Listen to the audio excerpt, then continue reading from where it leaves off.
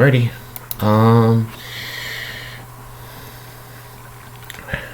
I am the DM, Akoma. Welcome everybody back who's gonna be listening / watching. Feel free to like, comment, subscribe, and I'll have a link down in the description below to our Discord server if anyone wants to chat with us.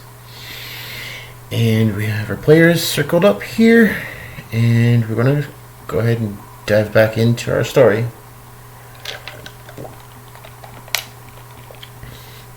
Now everybody's had a long rest. Anybody remember how much gold I gave you for, because Ventus here didn't get it at the end of the last one? I believe it was 5,000 each. Yeah, that sounds about right. I'll just...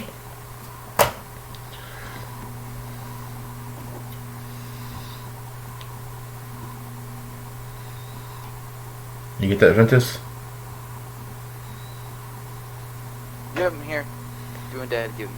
Uh-huh. Well, I'll add 5,000 gold pieces. Oh, buddy. Yep, that was the number.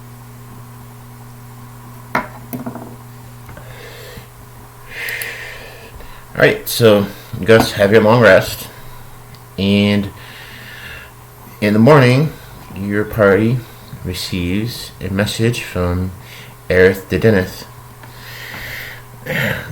The message says, "Meet me on the docks of Sharn tomorrow morning. You will set sail from there." Now you guys have the day to make preparations before you have to set sail.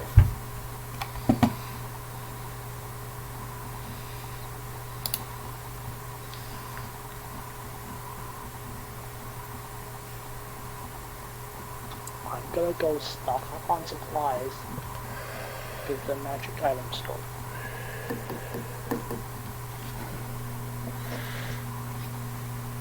Yeah, I'm gonna go buy more vials also. Just empty vials.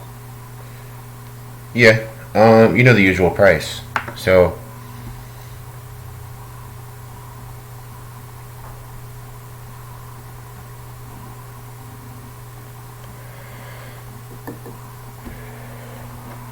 anybody else?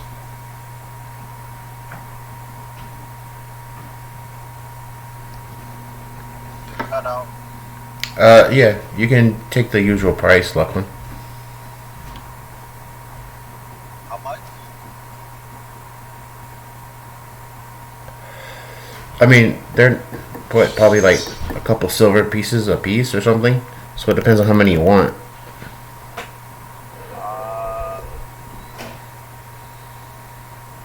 How much he does? Okay.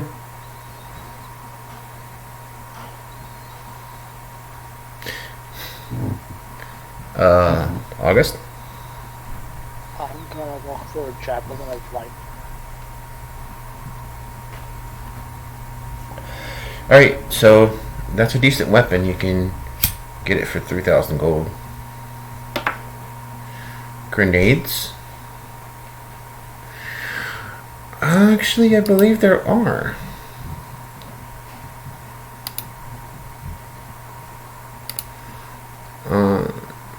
You can actually find them in the inventory, I believe. Yeah, I think there's one that casts web as well. It's like a grenade that spits out webs. I'm not sure if they require the grenade launcher yet or not. Oh, I thought it was just like something you'd throw.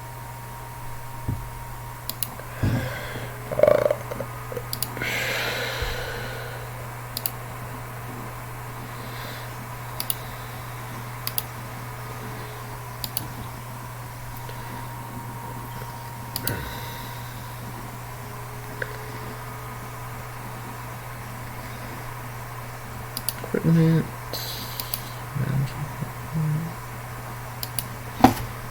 Yeah, it says as an action I can throw it. Oh, I see fragmentation, grenade launcher, grenade smoke, tangler grenade. Yeah.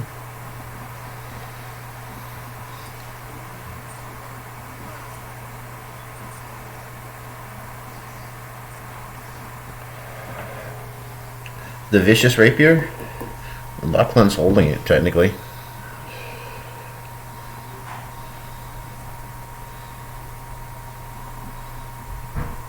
Yeah, you're breaking up terribly though, bro.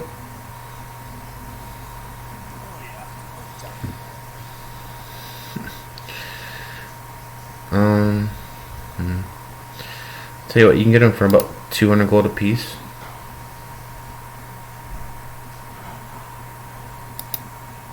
The grenades? Yeah. Okay. I'll buy a couple. I'll put it in chat.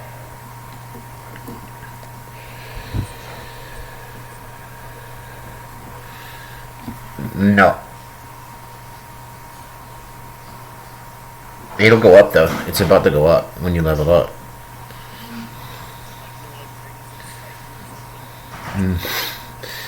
Nope. Yeah, you're not gonna have to worry about that much pretty soon. As if your attacks weren't already broken. Well, I mean, at level 5, you're gonna get extra attack. Your damage goes up to a D6, and at level 6, your attacks become magical.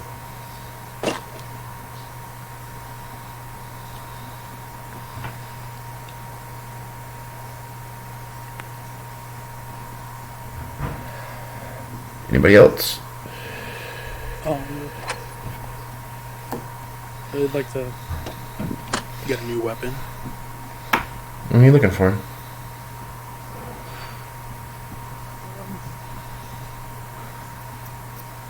I guess a warhammer, something +1, either a warhammer or a longsword +1.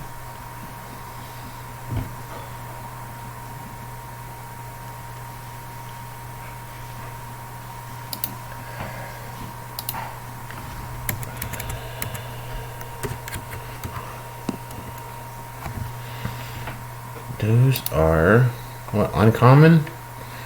You can get one for 1,000.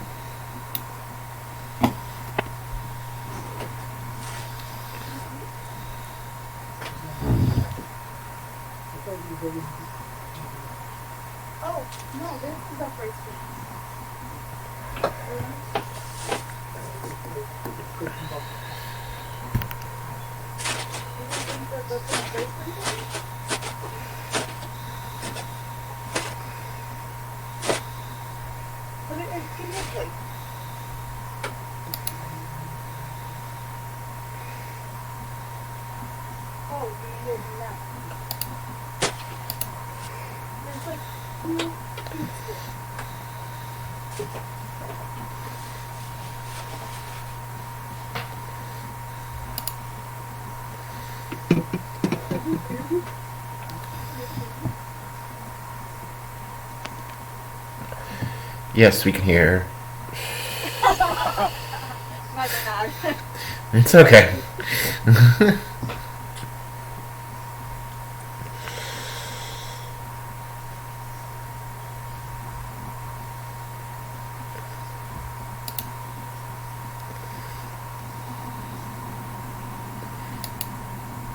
You can try, Ventus.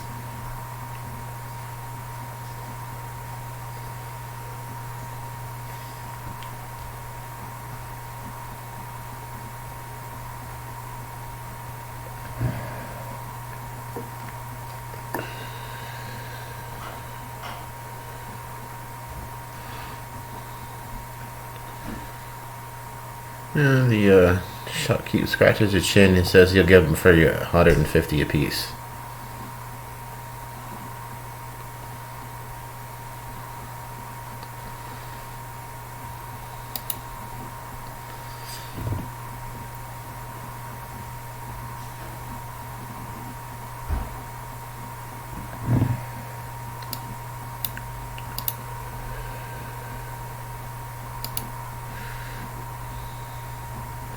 Everybody good?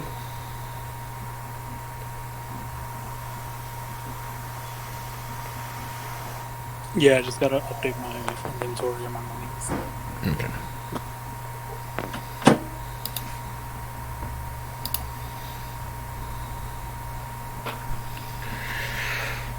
Okay, so if everybody's done, you don't really actually need the long rest, but so you get your long rest and you go to the docks in the morning, and you easily find a section of the docks blocked off, and the armored forms of House Deneth agents standing guard. The smell of salt sea from the sea hangs in the air, and the chill has a particular sting as you approach the guards. Halt. Who goes there? The arcane wind. One of the guards in the front looks over his shoulder and says, Air, go to the commander and tell her that the hirelings she requested are here. And after a few minutes, the familiar form of Airith the Deneth appears. She wears her armor, and her almost platinum blonde hair waves in the wind, and her blue eyes sparkle in the early morning. Good morning. Have you made the proper preparations? Yes, of course. We're always ready to go. She motions for the party to follow her. She says, I want to thank you for coming.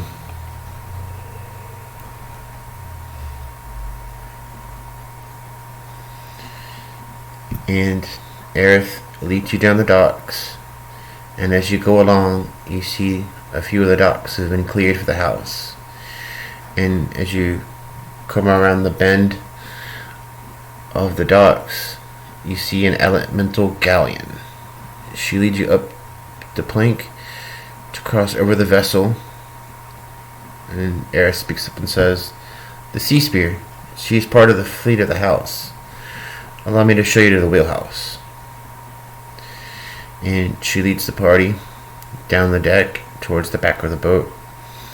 She opens the door and nods at the captain, and the party enters. You look up and you see the captain engage the wheel of wind and water. After a few moments later, there's a surge of energy, and the elemental ring fills with the power of the captive water elemental, and the galleon begins to move forward.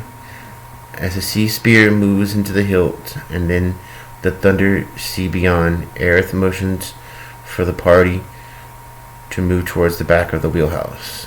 There she has a table set up with several seats.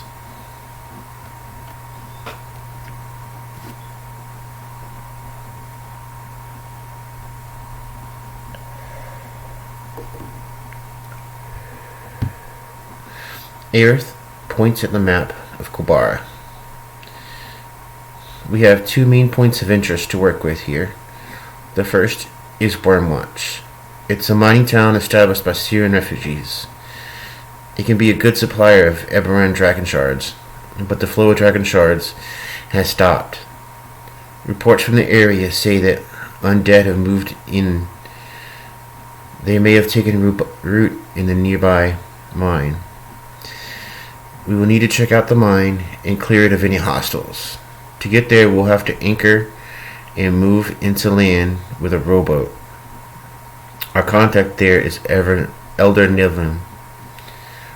The second point of interest is the reason for this approach. Ships cannot get in and out of the harbor near the town of Adderport. It seems that a group of harpies have taken up residence in a cave nearby. Adderport is the first human settlement in Kobara, founded by Duke van Erkesselen of Seer.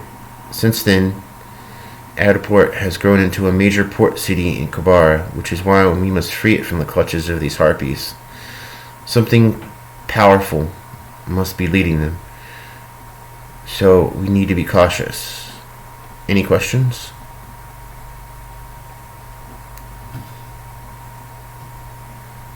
None at the moment. Not at all. Alright, so she speaks up again and says, the journey will take a week of time. We have accommodations below. Allow me to show you the way. Okay, sorry, it was cutting out for me. So we have to help them with a harpy problem. Yep. That's one of the two things. The other is just that it seems there's some undead in the area of Wyrmwatch, some mining town, and because of that, the Eberron dragonshards that are mined there haven't been coming out of the town. So, Gotcha. alright, so you guys have a week of downtime. So,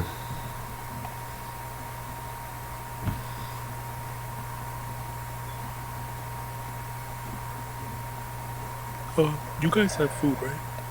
Good food? Fresh food?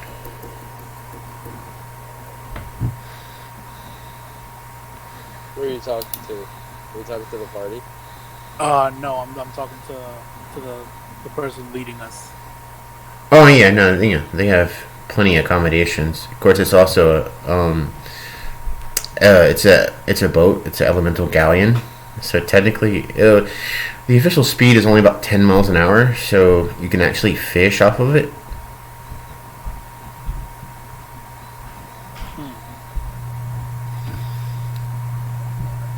I'm continuing my workout regimen.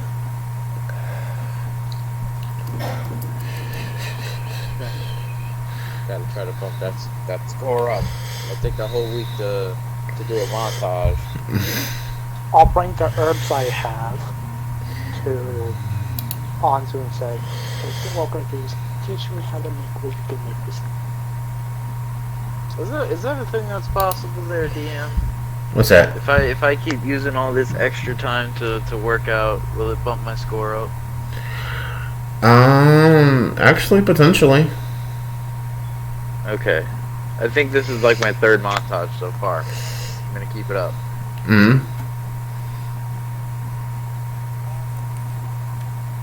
Wait.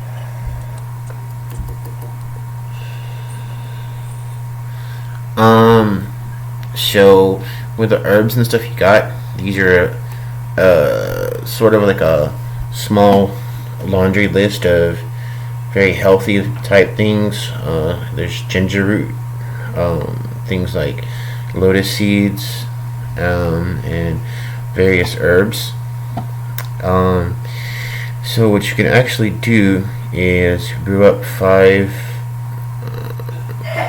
What do you call it? Superior healing potions.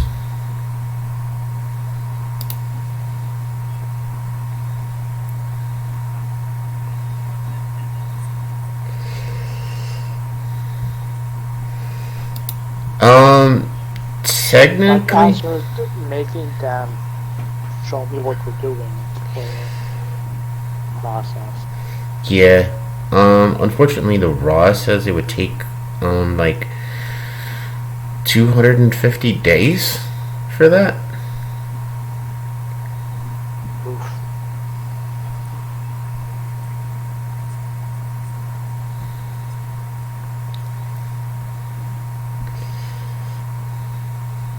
Yeah.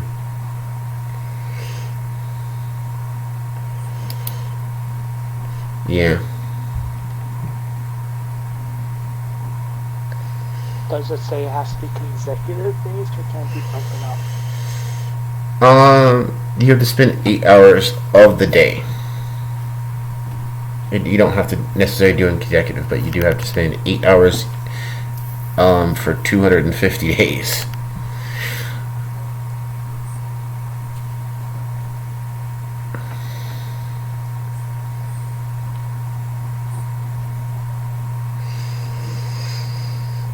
Yeah.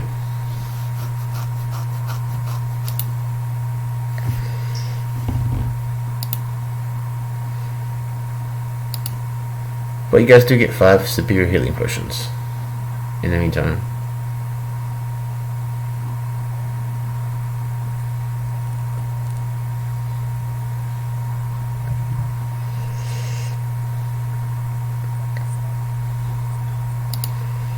Okay. Everybody good with that? I can't really hear Antu at all. Yeah, he's kind of. So, Yeah.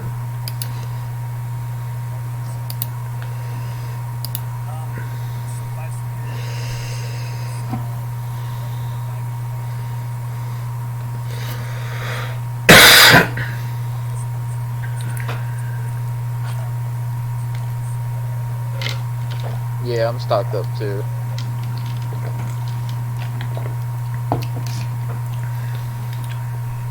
Yeah, well, you're never gonna need when you're gonna need one. So. I got 3 potions of healing. I got three whole jars of restorative ointment. 3 greater healing potions. I can lay on hands.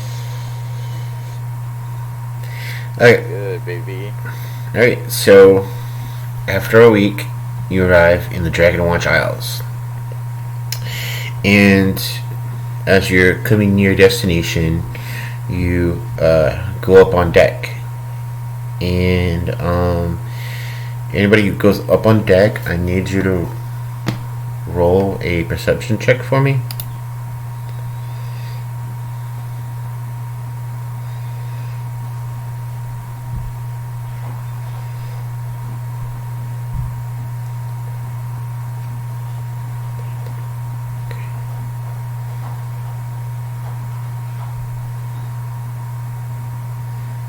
Those are actually all pretty good rolls. Okay, so as you pass the Dragonwatch Isles, on top of one of the volcanoes, you see an ancient silver dragon watching the boat intently. And while you watch, an ancient brass dragon comes up next to it. As you pass the isles, they watch intently and then disappear behind the volcano before you can make anyone else aware that they are there.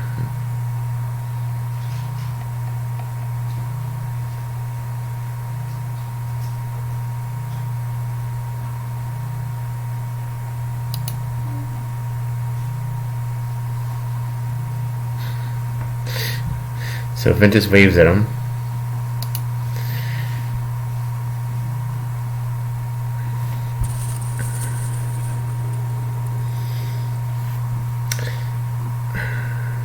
So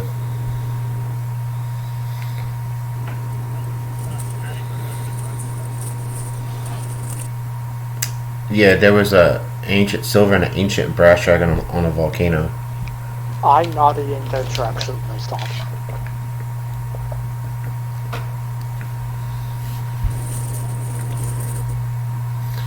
Yeah, I couldn't understand what you said.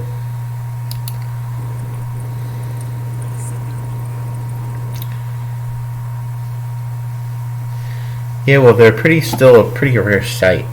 So everybody waves. What? With my history and all that jazz, would I know how rare dragons are within Eberron? Oh yeah, absolutely. Technically, your people were part of a war that involved the dragons. Yeah, there was like this whole thing. Part of what happened in the early days of Eberron was that not long technically after the creation of Eberron, the fiends that are you would say birthed in Kyber found their way to the surface of Eberron, and they actually enslaved all the races that were currently on Eberron. And then there was this giant war, and eventually the giants took over, and for whatever reason dragons taught the giants magic, and then the giants took everything over, and then they basically enslaved elvenkind, and the Aranel elves and the Terranendale elves rebelled against the giants, and the drow were like regular elves, but then they were taught magic by the giants because they stayed loyal to the giants, and that's how they became to look like drow elves. And then the dragons went and killed all the giants off because they were being crazy conquerors.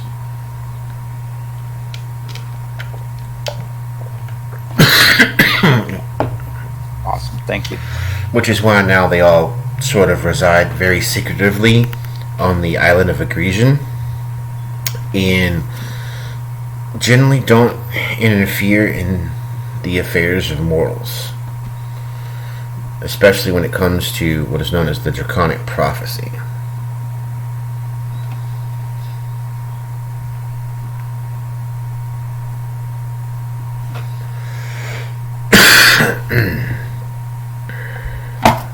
Alright, so you guys pass by the Dragonwatch Isles, and you make anchor near the Eirith in the mouth of the river that comes out of the Inwold Mountains. The Eirith itself is actually in Aranal.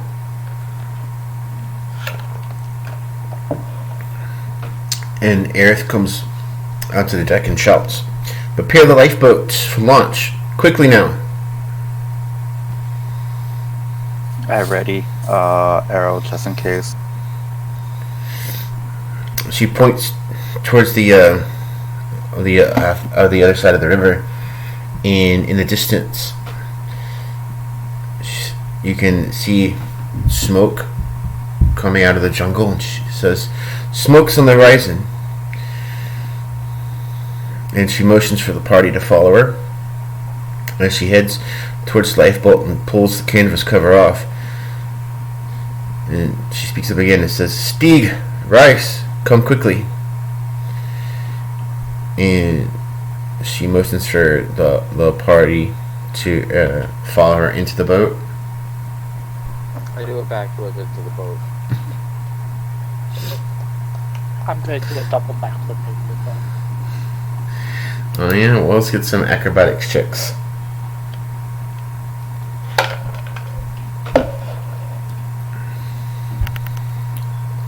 Oh, I don't think a 10 is good for a double backflip. 13's not bad. That would be acrobatics. Mm-hmm.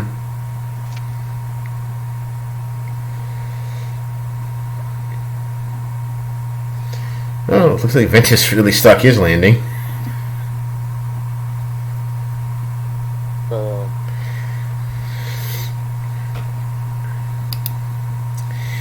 And then I stand up in front like I'm George Washington.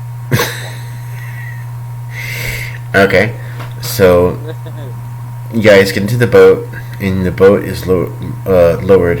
When you hit the water, the man in the Airith had called over begin rowing to shore. In short order, you reach the shoreline. Airith jumps out of the boat and runs towards the village of Wyrmwatch. You arrive in the town, and you see the townsfolk scatter as you enter, and the smell of burning wood hangs in the air as the smoke begins to surround you. A scream rings out towards the west end of town. Airith looks at you and says, "Can you handle that as I organize the civilians?"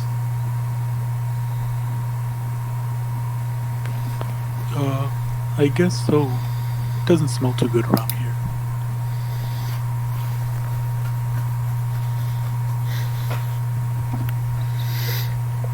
Alright, you guys go check it out.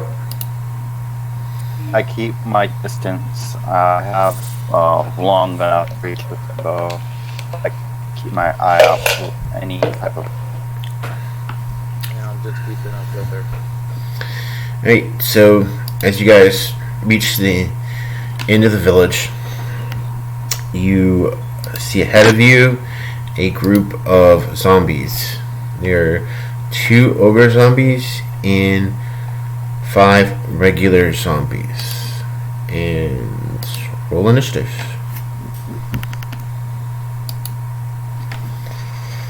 You said there's just 5 zombies. 5 regular zombies and 2 ogre zombies. Okay. 14 for Lachlan.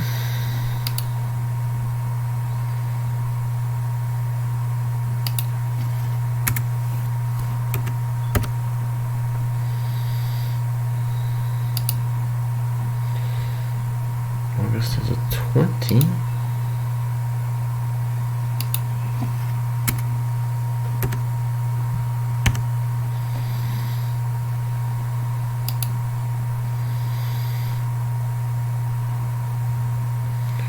This is a 17.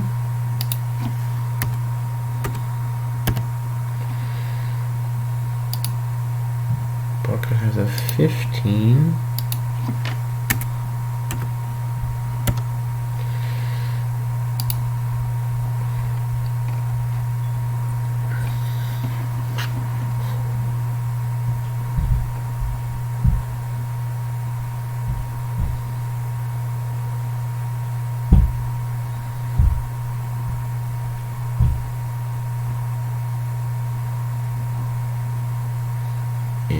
Gets 10. Okay.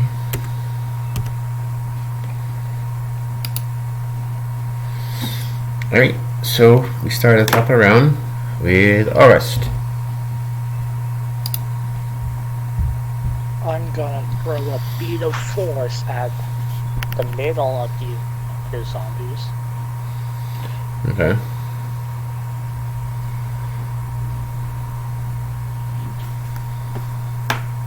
They have to make a save.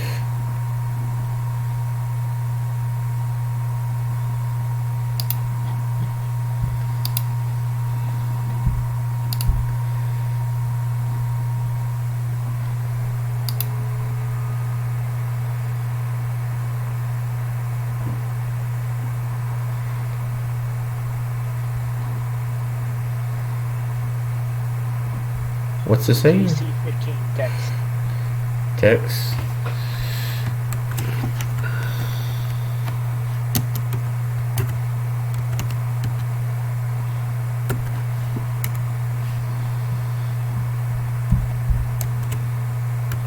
Let's see what happens to this. Will hit at least 2 of the zombies. Make that one's any miss. Ooh. So you got 1 of the ogre zombies and 2 of the regular ones. 13 13 force damage, and if they're closer to the center of the orb and not sticking out of it, they'll get trapped inside. If they are sticking out of it, they get pushed to the outside foot.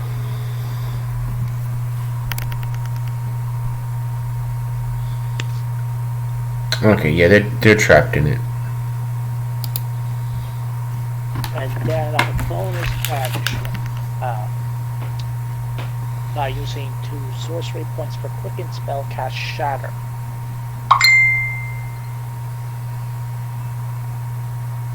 That was on point.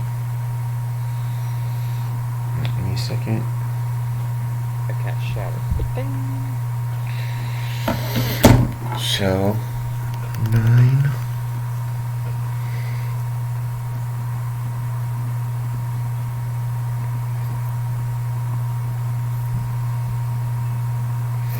Okay.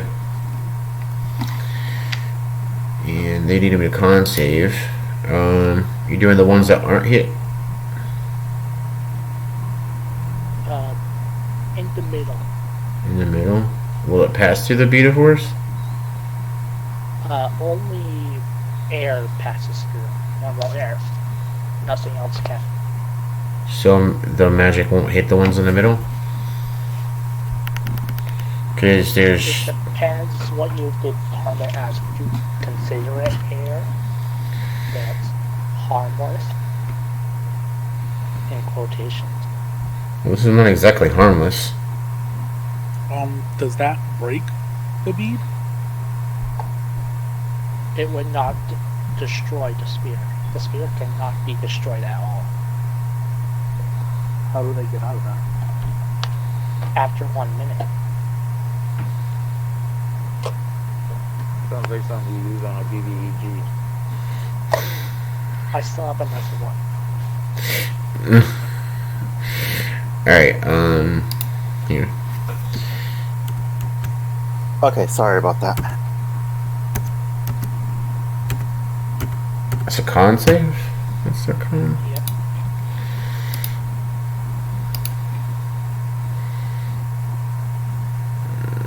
Oh, +3.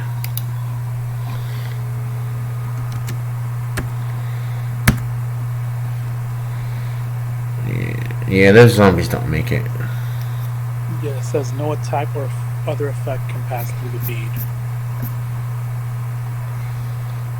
So then how do we kill them? We don't until the minute is up. Or we could just put them in the water or we can drink or something.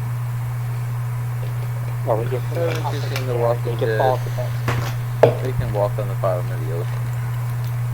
We can throw them high up in the air as the I'll just Right. stomp my foot like Sonic and wait for it to disperse. no, throw it high up in the air just before the time ends. Then when it wears off, they'll fall to the dust.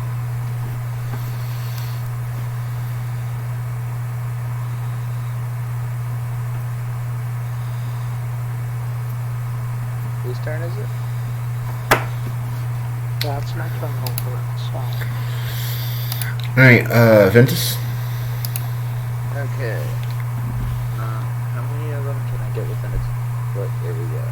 A 20-foot area?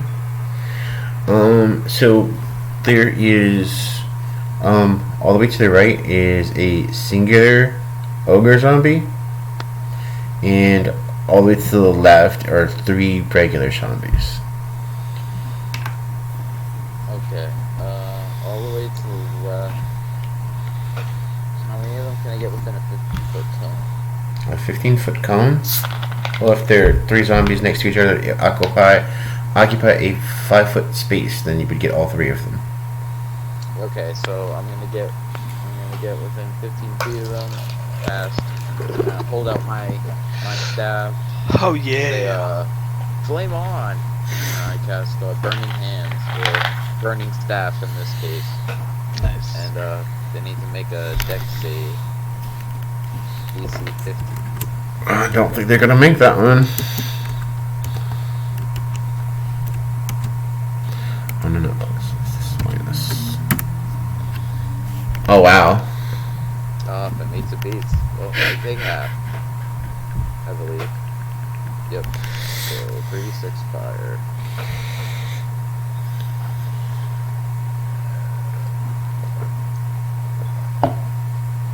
A 13. So 6 points of damage. 6 points of damage. Of fire. That matters.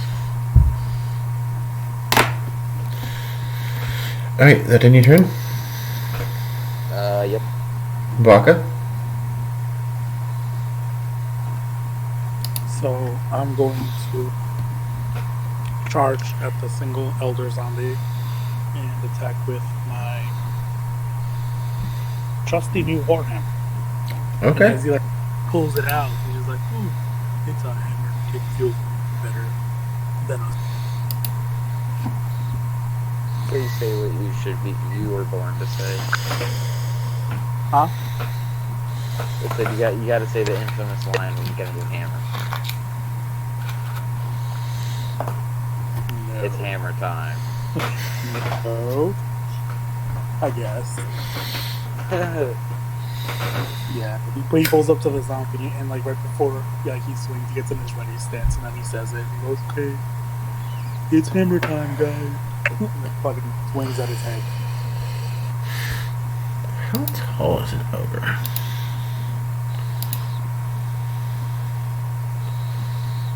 Oh, they're large.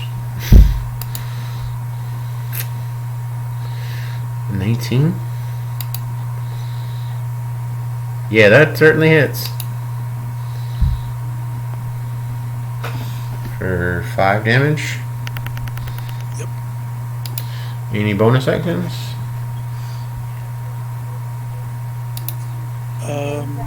No. No, not as of yet. Alright, so after Baka goes Lucklin.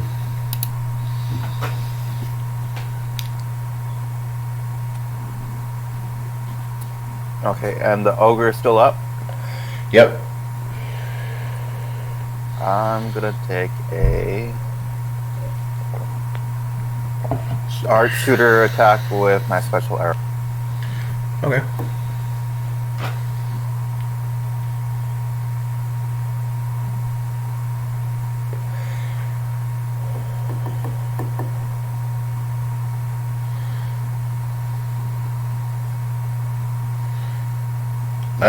Yeah, that actually hits. What? Yeah, that hits.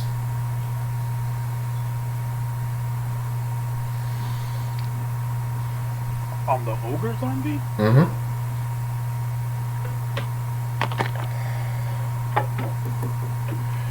Has an AC, it does. Yes, it does. But a crap ton of HP for it. 19 damage. The ogre zombie ain't shooting. And that'll be my end of my turn.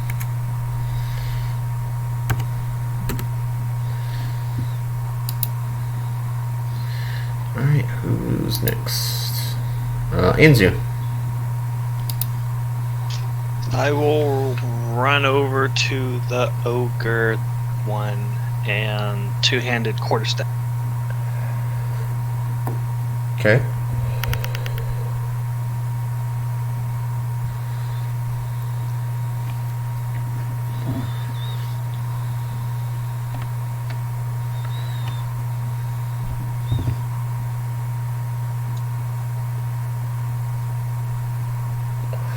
It hits.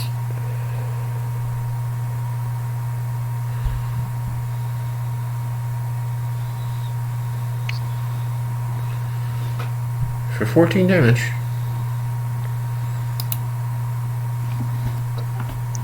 And then What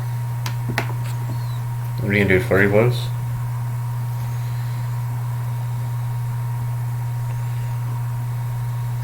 yeah.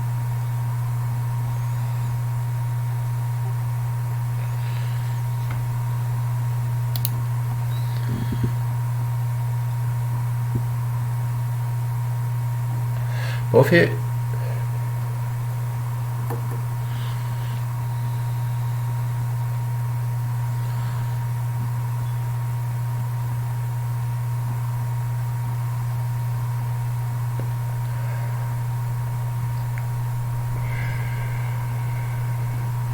For 15 points of damage. For 15. Alright. And Yeah, this thing's looking pretty hurt. open hand technique. Whenever I hit with the flurry of blows, I will impose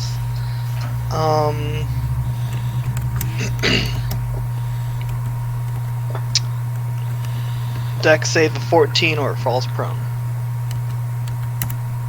Get down! Alright, he falls prone. Nice. I had rushed up, gave him a big ol' leaping overhead strike with the quarterstaff, and then just do 2 quick, powerful palm strikes to the chest, and he just falls prone. Alright. Alright, so now it's his turn. So he stands back up and he's going to attack you.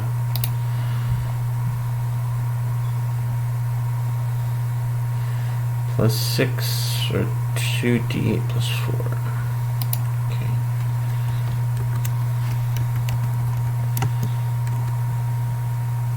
Who's attacking? It's attacking Anzu. No, I'm saying who's next. Right now the ogre Yeah. thing. That misses. Alright. And we still have 3 zombies. So we're gonna have one over here and attack.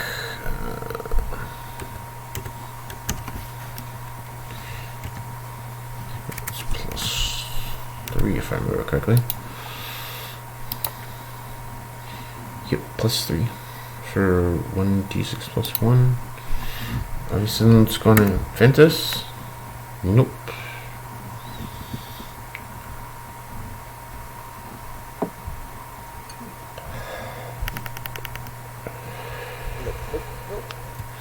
Alright, Baka.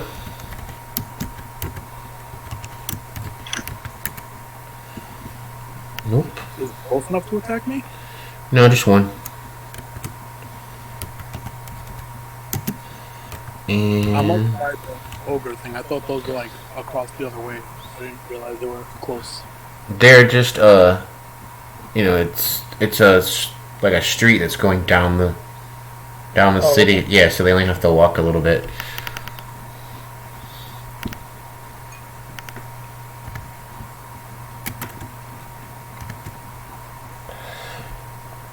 And I think this other one's gonna attack Ventus. Nope. So, because the rest of them were trapped, we'll go back to the top of our mountain with August. Yep. I'm gonna convert a level 1 spell slot to a sorcery point. And then I'm gonna cast a level. That was my bonus action. I'm gonna cast a level 2 Chaos Bolt on my ring. And twin spell it at the ogre zombie that isn't trapped. Okay.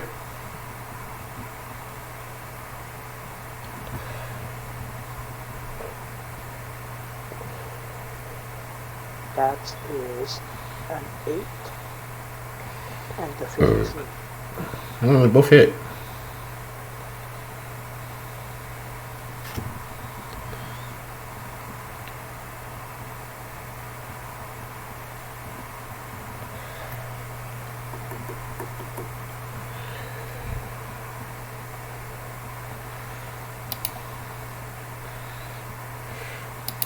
So, doubles on both after 2d8.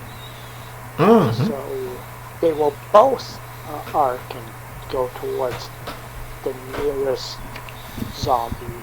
alright, technically that second put him down, so we're gonna do how much?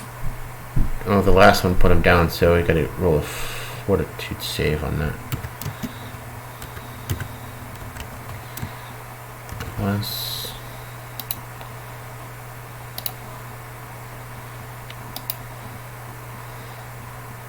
5 plus the damage taken. The first one is thunder damage, and 4. the second one is cold damage.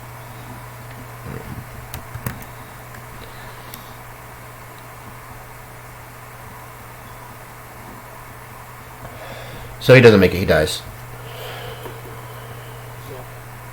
Sweet. And I now have to make 2 more attacks on the zombies. Yeah. Those 2 will go and hit more stuff. So a 16 and a 20. Yeah, they hit. Are they hitting the same one or? Well, there's one that's behind Baka and 2 that are in front of Ventus right now. Well, then I'll hit one of the ones in front of Ventus and the one behind Baka.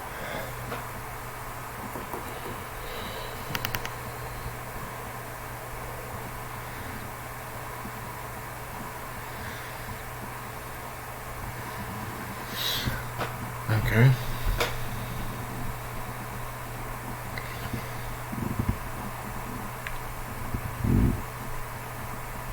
The first one will be on the one in front of Ventus, and the second one is the one behind Baka. Let's see. +3. The first one? Nope.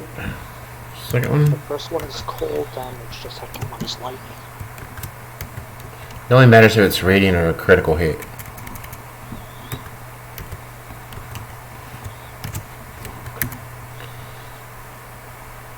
Okay, that one saves.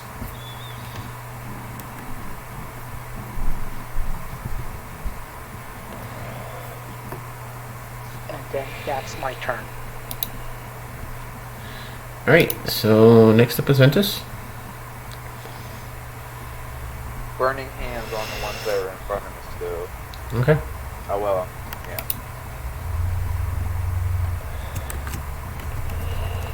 We try to take these bastards out.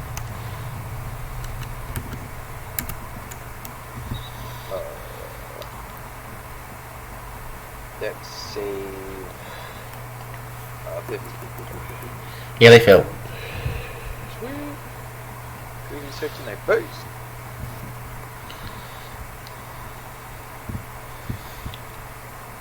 For 9 fire.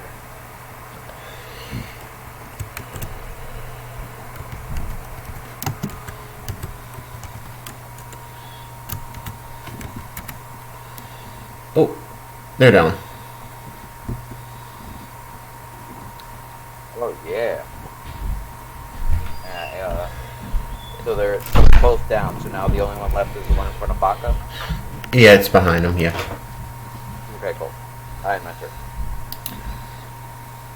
Alright, Pucka, your turn.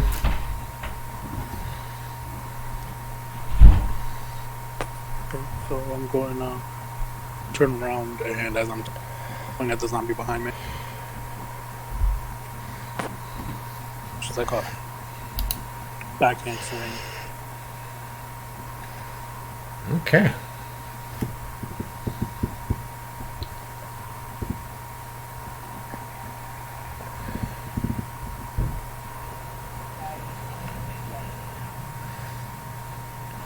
Okay. For 6 damage. Right. Let's see if he makes a save. Probably not. Wait, I've been rolling. Oh, he does. Any bonus actions?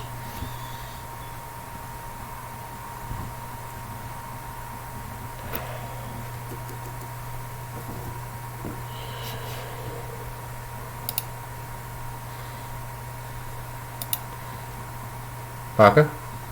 No, sir. I was just checking. Oh, I okay. got nothing. Alright. So, next in line is Lachlan. Okay. And there's one more up, right? Yep. I just do another sharpshooter shot. Alrighty.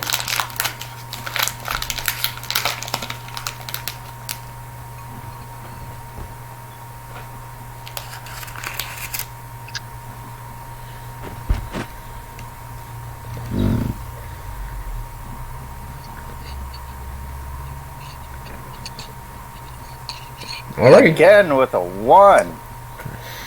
Wow.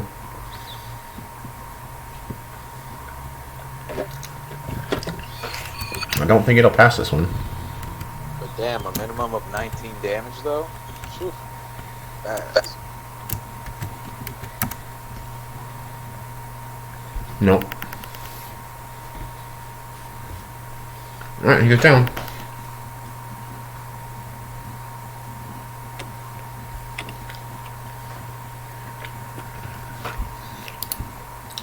Alright, what are you guys gonna do about the other ones?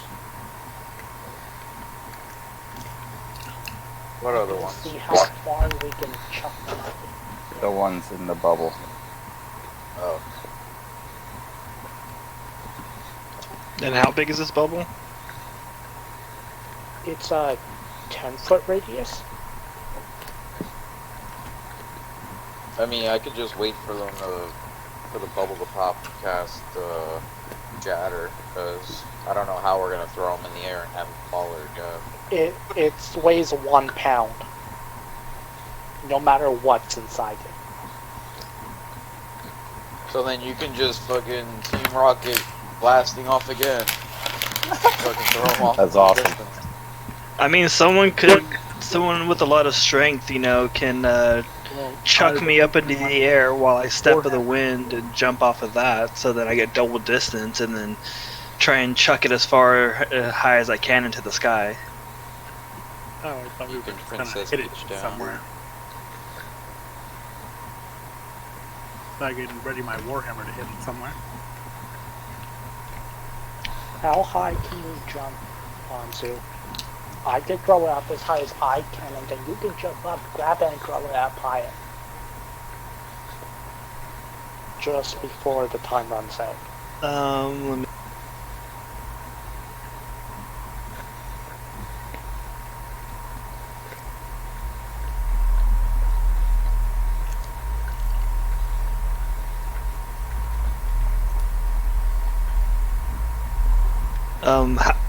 How high would my jump be? It's your strength score. Oh shit. No, not a vertical jump. It's a long jump.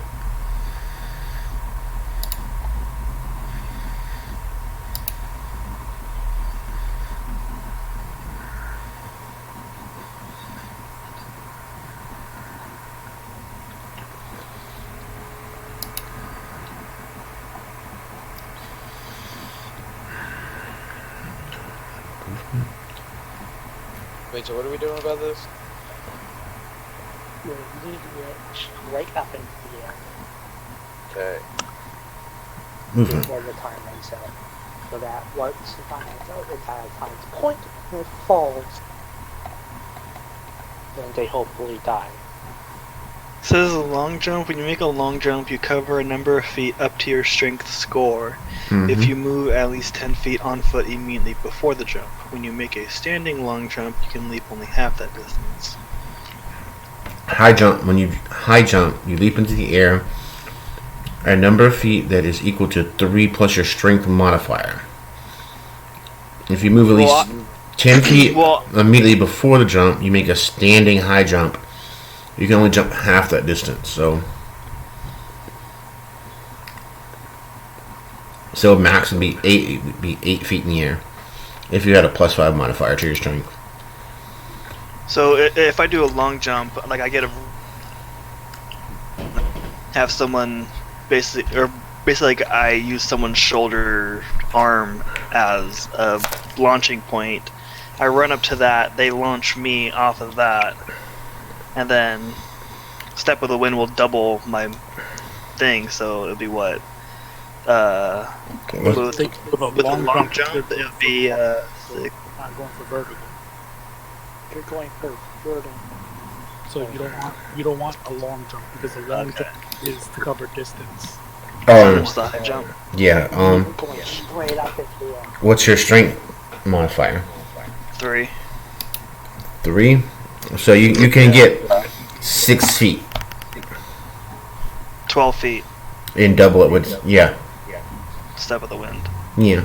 And then if you jump onto somebody's shoulders, And they Like throw they me pop up, I don't. I mean, your best bet is to just throw the thing up in the air and do like an athletics check, see how far up it goes.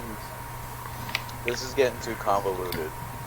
Yeah, I'm I was just ready saying to just just throw it up in the air. If that's what you you're can jump off of Bacchus back. That's a boost of a couple feet. You know, technically, you can just throw it like 60 feet in the air, because that's either that the or I range can just normal. roll my wing, dash up.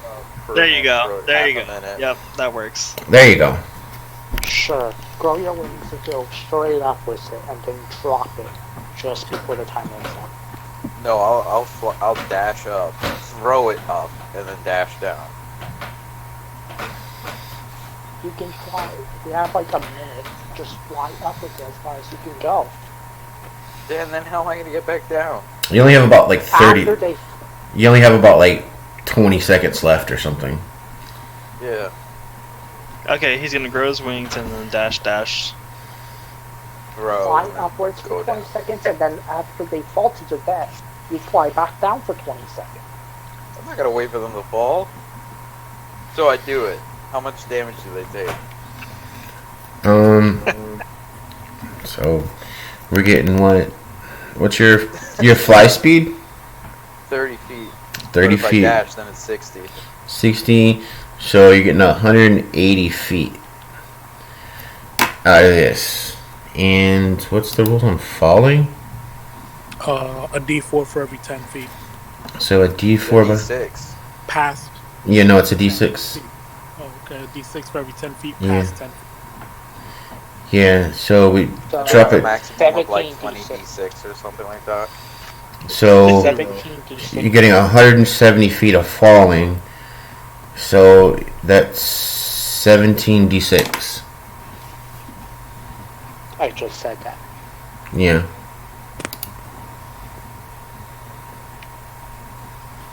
Go ahead and roll it. Me? Okay. Anybody should. I want to see what that number is. I guess I'll roll it. Or we can use his number, whatever. Doesn't matter. 58.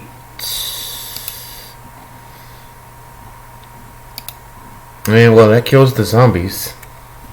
That's an awful lot of ones. What, you're not going to make the constitution check? Oh no, no, they're not. They're not gonna make that. There's no way that I'm gonna make that. A DC 63.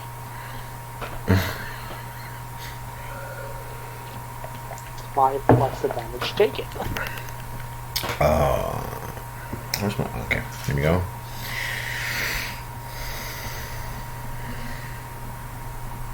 So is the ogre zombie still alive? Yep. Alright. Seeing that he's still alive. And whose turn is it? Hold on, I thought it died with that chaos ball. No, there were two of them. There was two. Wait, so what One were we was just in the doing orb. then? There was two different groups. The group that was in the bubble and then the additional group that was down the streets. Oh, okay. So then I'll fly over to the buddies. I'll do some real cool shit when it's my turn. Let's see. Well, Baka. Oh. No, that wasn't my turn because I had killed the zombie behind me. Yeah. Luckland took a turn. Then after Luckland, for ease, we'll say whoever's after Luckland and then so on up until. It's you're after Luckland. Okay, then I'm gonna hold my action to throw a dart until after the bubble was popped. So after the bubble's popped, whoever was left standing, I'm throwing a dart at him. Okay.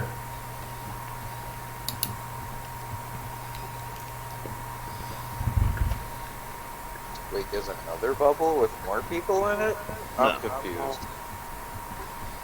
No, just like Hunter just worded that really weirdly. Mm-hmm. He's attacking the ogre zombie that's still alive after falling. 18, Oh, okay. 180 feet. Okay.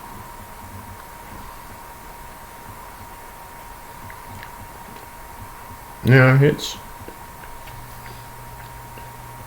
For 8 damage. Alright, he's still standing.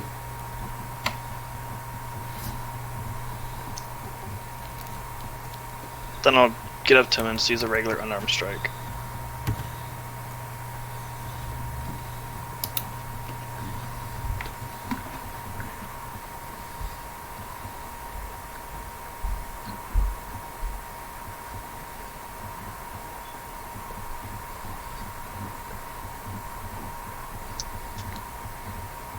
Hits.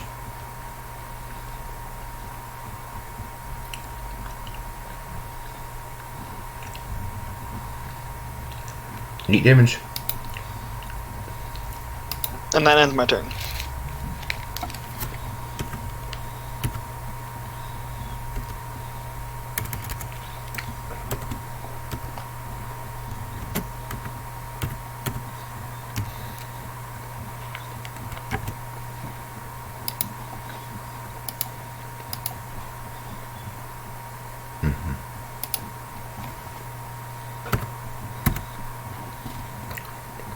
Alright, he still has 1 HP.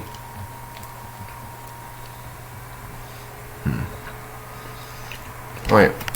He's gonna attack you.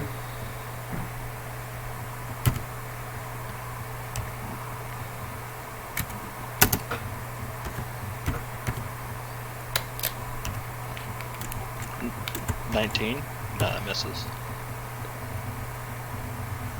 Hmm? Or no, wait, you're still rolling it. Never mind. That's his save. Yeah. No, 16 misses. Alright, August? Yep. I'm gonna. How should I kill? You need to do enough damage if you want to make the save.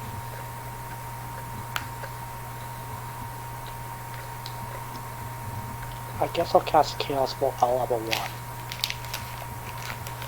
Out of my ring.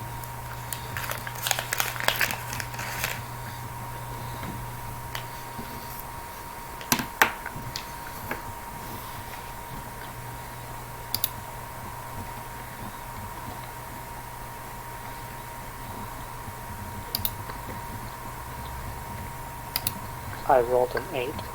That hits. 14 damage.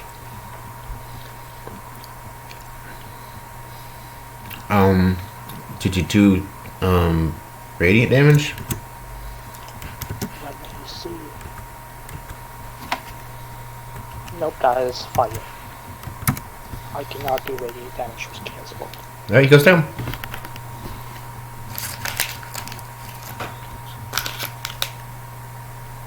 Yeah. Yeah.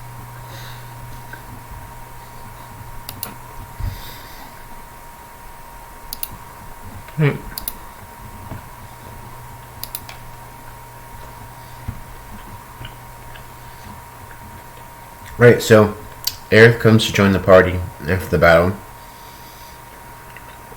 She says, I have begun to secure the village. I'll call for reinforcement. And she pulls a handheld tube with a handle and a small lever and points it to the sky. She pulls the lever with her finger and a bright orb flies out of the tube and above the trees and then explodes. And then she speaks up and says, they will be on the way. In the meantime, could you check out for additional threats? And if you can locate the source of the threat, try not to make any action without any backup. Right. We'll try.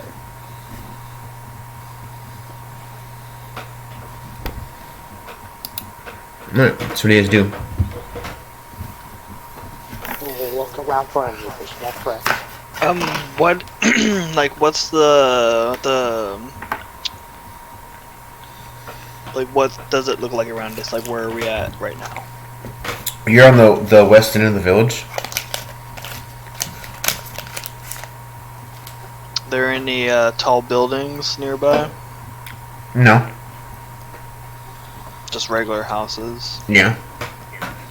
Can I get on top of one and try and get a good view of the area? See if I can see anything. You're also in the middle of a jungle. Oh. Never mind.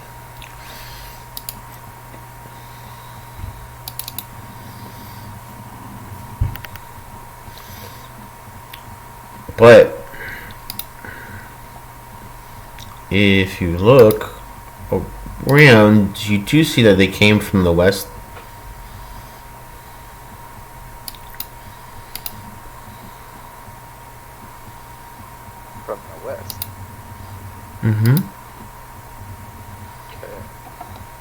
Shall we Well, follow that the was- lead, friend?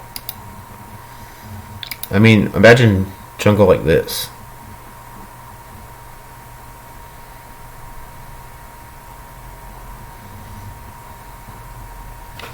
Very jungle, much trees.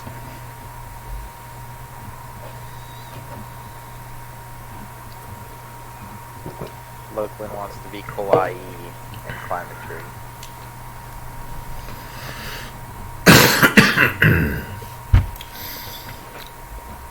I mean, you can go to the tree. What you're gonna see is a lot of treetop. But again, you see that they came from the west, and there's a trail leading that direction. Well, then I'll look for a nearby villager or anyone to call to. I can tell about where we're going. I mean, they were all kind of fleeing away from that direction, so...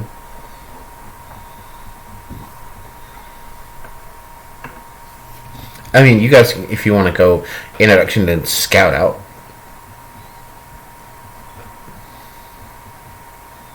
Well, if there's nobody to talk to get a word about where we're going back to. Yeah, We we're can just try to start heading in the direction that they were seemingly going to see if we can figure out where they are heading. Well, they were heading into the village from the west. Yeah, so if we're gonna go, well, we Let's either go- go into the village and look, or we could go west. Baka's gonna point west, like they came from over there. I Let's think we should go west. let's see where they came from.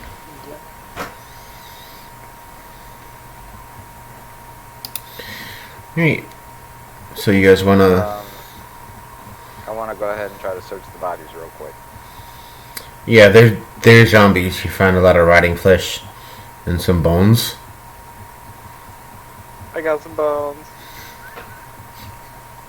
But Congratulations.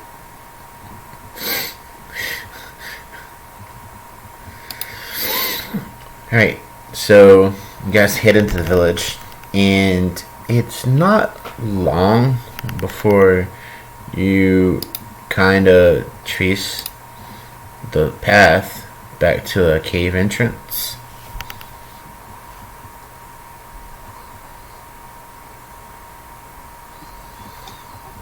Looks like this might be where they were coming from.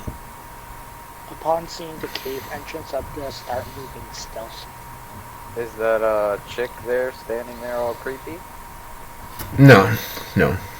It is kind of creepy though. I didn't see that for like it was probably like a week or so after I found this picture. That's a How Where's dark is Waldo this kind place? of situation right there. It's just a statue carved from the tree. It's enlightening. Don't worry about it.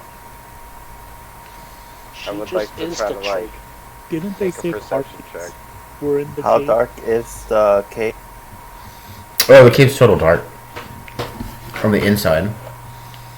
Oh, we can see though. Yeah. Yeah. Who So doesn't what have do dark I vision? Hmm? Who doesn't have dark vision? You mean without the bucket? Do you not have dark fish? No, he never picked up those goggles either. Can we retroactively say he bought a goggles and Night vision goggles. I mean, I do have my gem. I do have my gem of brightness to where I can, have a bright light within a 30-foot radius and then dim light for another 30. Why that's don't what we'll your try to eyes just avoid. light up at the warp? yeah, I don't think we should be lighting up if you know what I'm saying. So by looking around, what do I see since I see the whole place normally for 120? Well, it's a cave entrance, and it kind of slopes down in towards the inward mountains here. So we only have limited vision because of that slope. Okay. Yeah, it slopes, turns a little bit. You really tell. Who wants to come with me to scout ahead? I will. I jumped. Guys, I can't see in the dark. I jumped at that. Like, oh, of course I'll come around with you.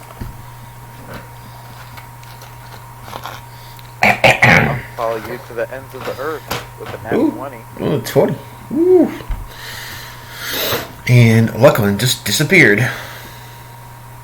I did not.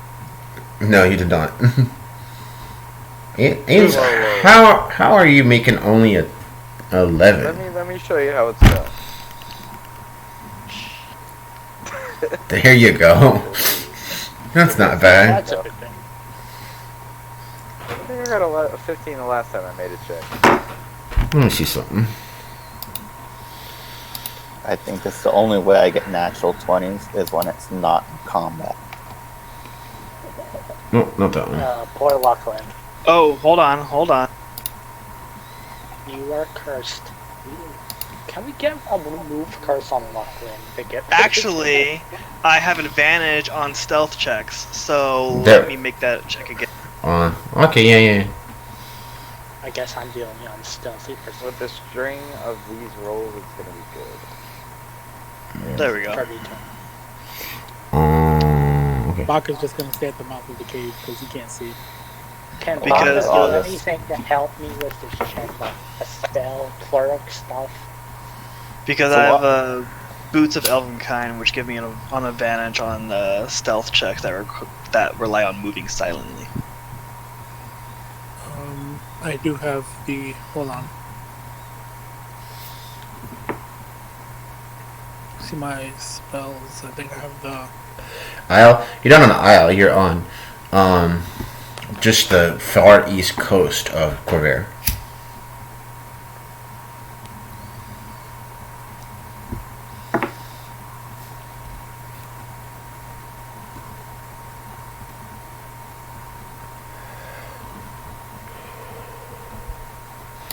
Alright, so you guys are stealthing in? Me, Ventus, and Anzu.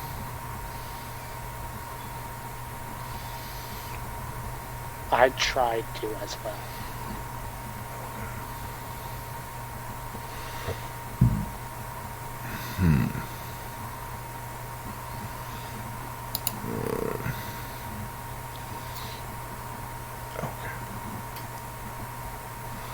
Yeah, I have the light cantrip, but I'm not gonna use it because I know the third key. No, I was thinking you could do something to help me with my stealth check.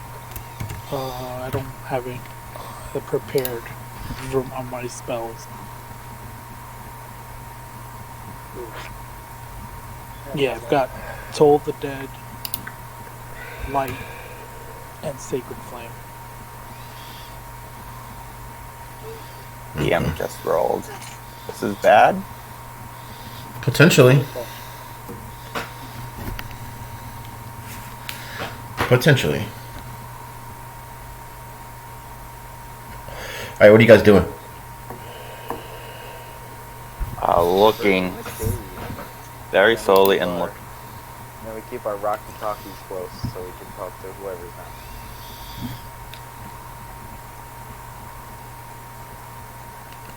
Alright, so it slopes down a little bit and it curves around a couple of times and you come to a bend where you can start to see that there's an opening into a larger room. I radio for the other guys to come in slowly while we advance. Or should we wait?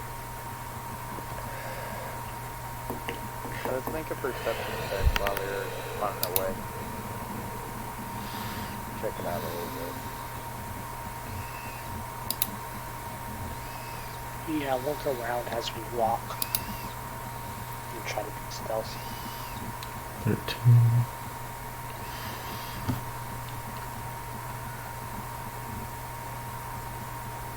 Are you serious, Mr. Lanier? Was that right? Luckland. It's okay, only Luckland was really gonna see it anyways.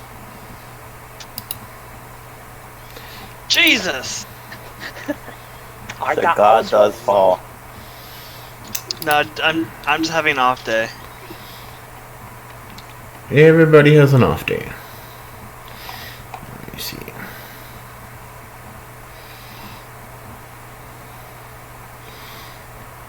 Yeah, Okay. The docket keeps talking to me and it keeps distracting me. Alright, Lachlan, what you see just at the edge of your vision is one of these.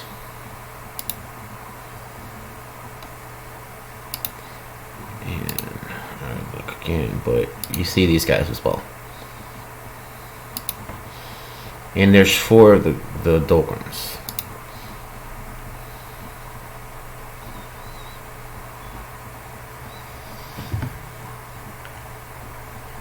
Oh my.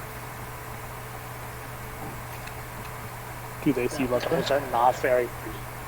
Wait, we saw that thing when we first started our adventure. Yeah, the gray guys, the Dolgrams. Yeah. Yeah, they're tell easy. Those things are a problem, but the pink thing with 2 tentacles.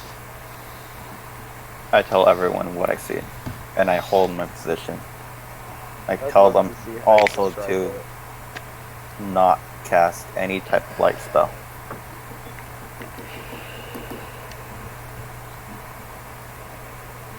I'm glad you said that. Getting ready to cast light. Alright, so I can't see anything if I don't use light. Don't worry about it. I got you. Does Anzu have dark vision? Yes, I do. 60 feet. Just double checking. thanks to the Dwarven kind. And I have a beard! Yeah, he all the way down to his waist too. And I was thinking like up to my nipples length, you know? In this time, I use, I dip, how many uses? 3 arrows per 1 vial? Mm. For poison. Mm-hmm. Okay, I dip 3 of the magical arrows into the poison. I I'm ready ready. my javelin of lightning. Give me a second.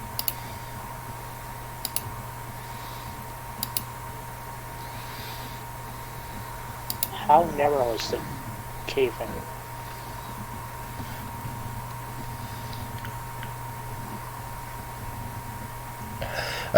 Just a reminder, do before you act. Remember, Airith said not to do anything.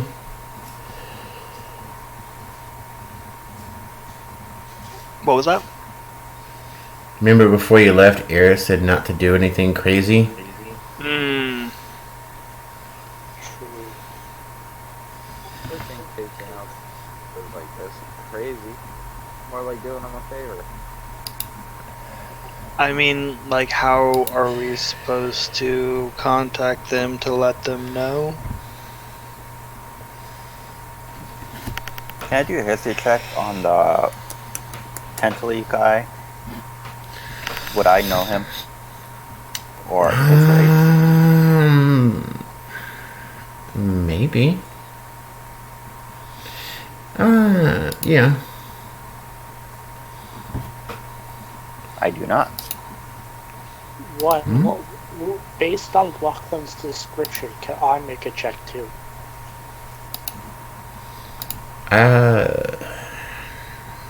How much do you know about the former? I don't know.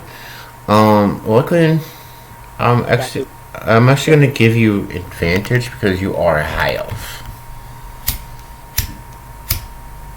Baka's just gonna tell them to back out.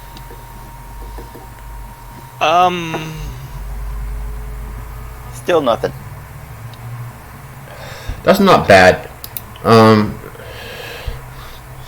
And I say this because just because Lucklin is a high elf, and because the high elves come from the Undying Court and they pass their knowledge on, which goes back thousands of years.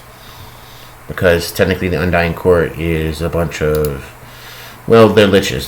They're good liches. Baelnors, I believe is what they're called.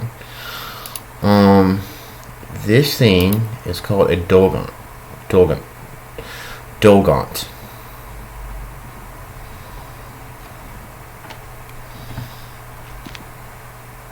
Well, we're not supposed to do anything crazy. You guys should come back.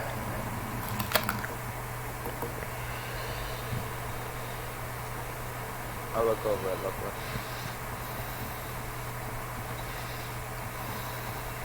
It's about, do you think this is crazy or not? Yeah. They don't I even don't know. think it's. Nobody knows that we're here. Alright, guys, I'll try and be back quick. And then I'll start making my way out of the tunnel and running back to where the person is that told us not to do anything crazy and let them know what we found. Alright, Okay, so we'll just hold then. alright, so you guys hold, and Anzu, you go find Airith, I'm and gonna duck down and get lower.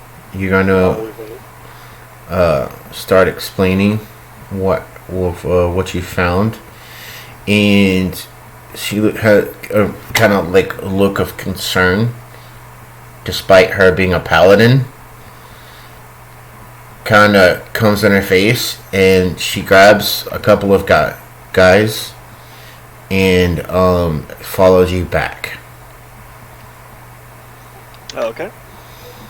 Now lead them right back to the tunnel, and then once we get to the tunnel, I tell them to move silently and quietly and not to use any form of light spells or torches or anything like that.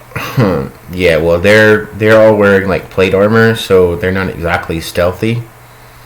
Okay. If that's the case, Is he in Shit. earshot with me? Like, for the radios?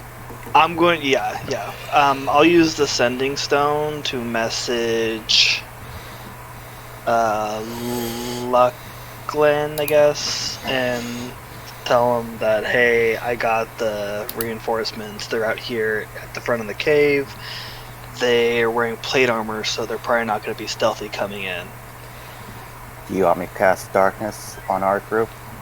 They'll hear you guys, but they won't see beyond where. I'm going to make the suggestion that we start combat, then once we start, then they can come in as reinforcements. I tell others that.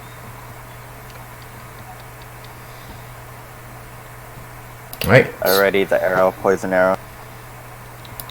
And I tell them, on Zeus' head, ready combat. Right. I So prepare my javelin, ready to throw it once I see all of them like a sort of line.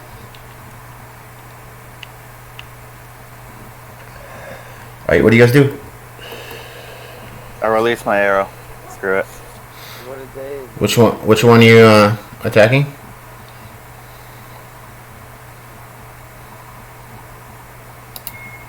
The evil ass looking one. The Dolgont? Yeah. What's their positioning? Are they close by each other? Oh, yeah. Then I Are would they like to in throw a the line undead. by any chance? Hmm? Are they in a line by any chance? Any of them lined up? Yeah, they're lined up, but they're more like in not like a straight line from where you are, but the opposite direction. I chuck a grenade in. They also have to make DC con save or be paralyzed. Well, if they aren't in a good enough line for my liking, I'm not gonna try to flung my javelin. With 7 points of poison. And just to note, once I tell them to go ahead and start combat, then we'll come in as reinforcements. As soon as I hear like any sort of fighting start, I'm gonna give the rest of the group the signal to start heading in. Okay, before the fight starts, Baka wants to know why he can't use light. Suppose you can now. I figured as I was coming in, I was gonna use my my gem or my bright necklace thing to give light to the group. Okay, well, as you guys start fighting, Baka just Before I no, even before What's- I would have wanted. What's the poison damage? I rolled it. It's 7? 7. Oh yeah, 7. Okay. And then the DC 11 con for paralyzing.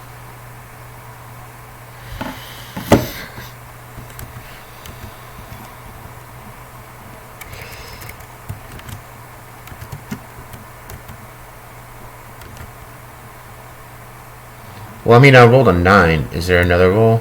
I forget. No. That's it. I didn't know that was that. So he's paralyzed. Oh, okay.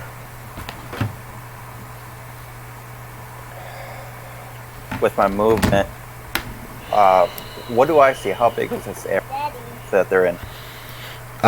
They're actually about 120 feet from the cave, from the opening entrance. So I'll state exactly where I am.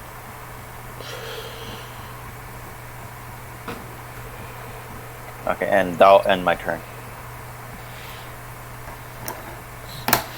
Alright, let's get some initiative rolls going here.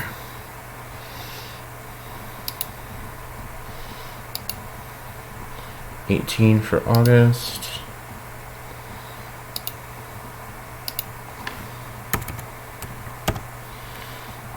Oh yes. Who is Felix? Oh, What one has a who 24? is Felix?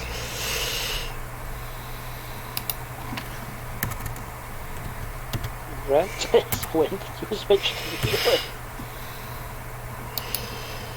And who he Baka is? gets a 15. Hey, Baka, you stay in your same place. 9.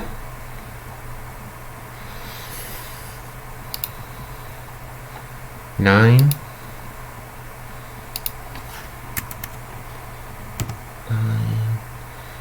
Enzo?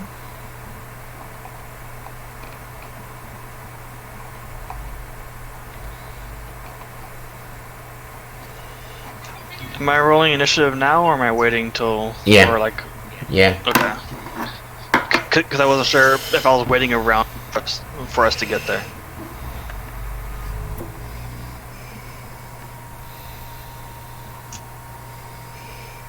$16.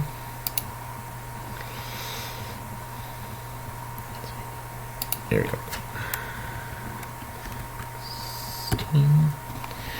Okay. And I gotta roll for these guys. I'll be right back. Plus 4. Okay.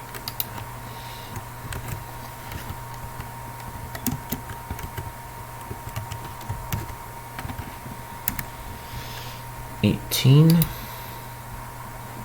Who had 18? Enzo?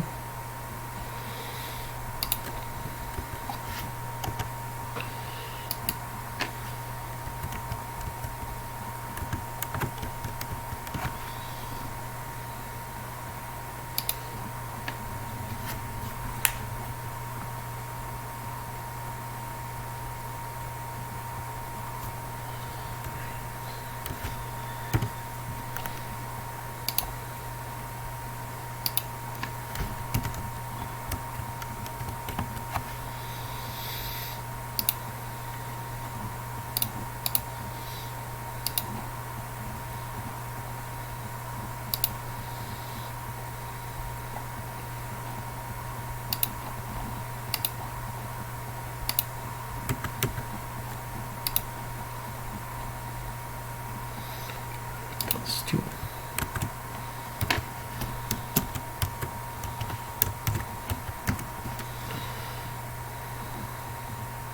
What?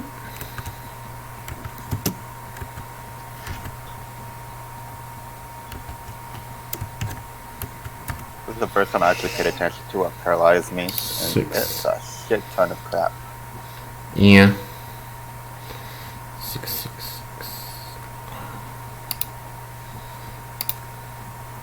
So 6.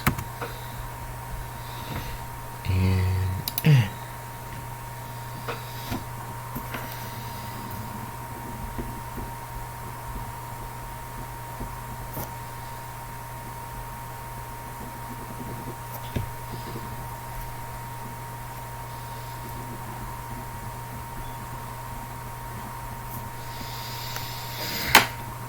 okay.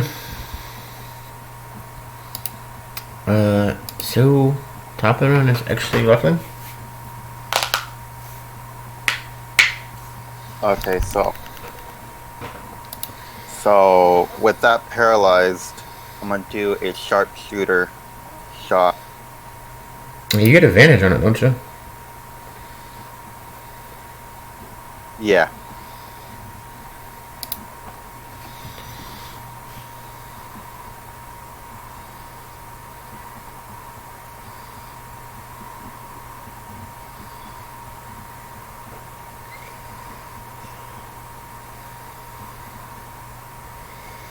$16.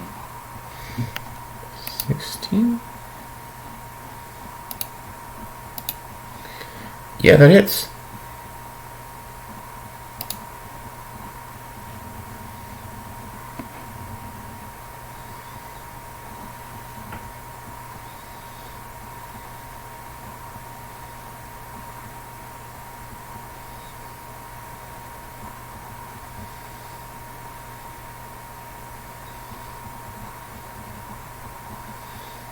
Nice. 23 damage.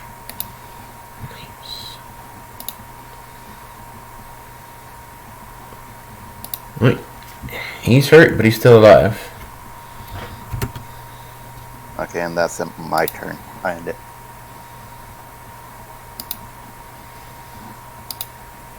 Alright, August? Turn. How far are they? They're still 120 feet away from where the passage ends and the thing. Oh, yeah. So, is it my turn yet? No, it's August. I'm going. What should I do? I use spells. Let me cast food.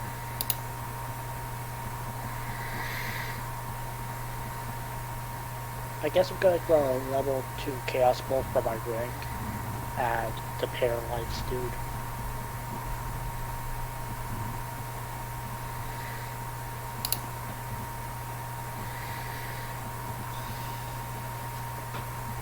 He's still paralyzed, so advantage, right? Mm.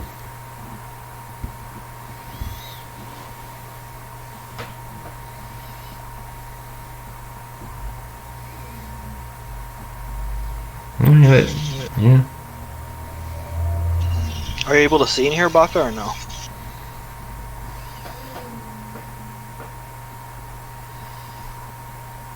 Not yet, because there's no light, right? Once I get there and it's my turn, then there will be light. Okay, that's what I was gonna do on my turn. Either or. That would be 23.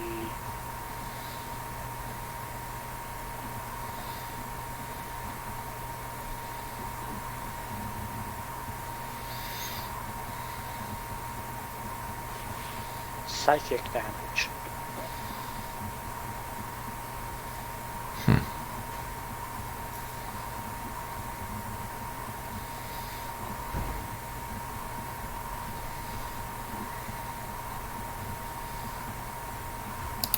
Alright. So it goes down.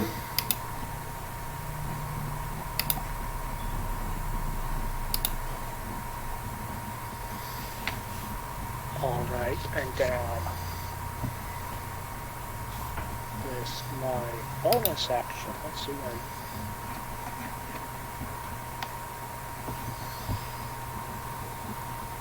I can't think of it. That's my turn. Okay, Inzu? So I'm I suppose at this point I'm just now getting into where everyone else. Yeah.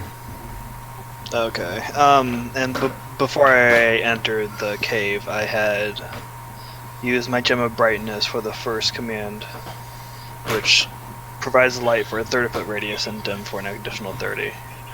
And then it lasts until I use a bonus action to repeat the command word, the command word to cancel it, basically. So it just stays on until I tell it to go off. Mm-hmm. So then I'm going to rush up and which one died? The forearm dude or the tentacle dude? The tentacle one. Okay. But then I'll rush up. No, they- go ahead. They are 120 feet in front of you. Okay. Then I'll move up 40 feet.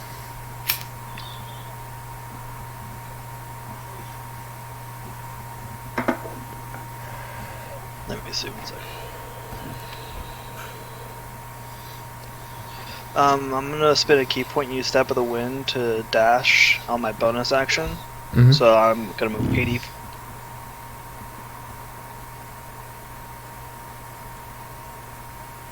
So now they're 40 feet away from me, correct? Yep. I'm gonna throw a dart. Has a range of 20 to 60. Mm-hmm. So you'll make this with disadvantage? Okay.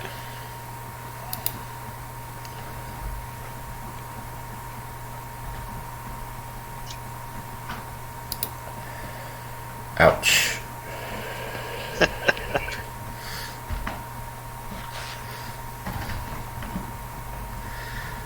Alright. And that's it. Yeah. Baka? But now Baka can at least see the enemy. Yeah.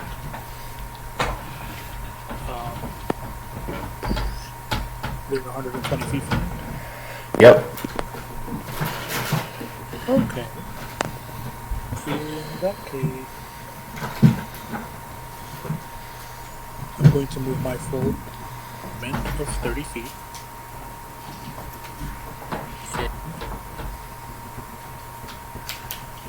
And I'm going to cast Guiding Bolt.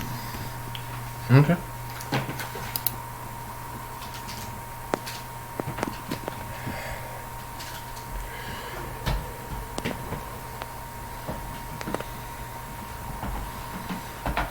Oh, 23 hits. 12 radiant damage. Okay. He is severely injured but still alive. That ends my turn. And then attack rolls have advantage, guys. Or the next attack roll. Mm-hmm. Yep. Next attack has advantage.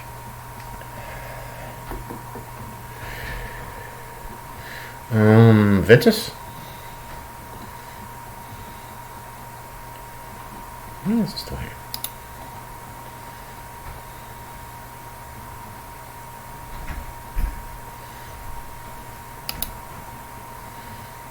Ventus?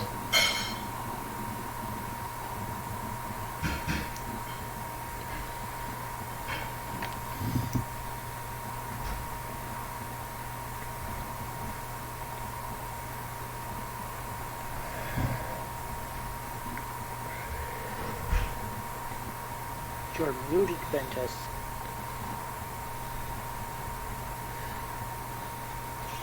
Ventus the Mute.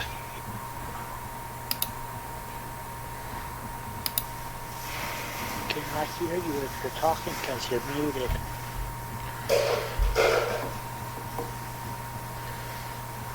He could be dealing with kid stuff. Give him a moment. That too.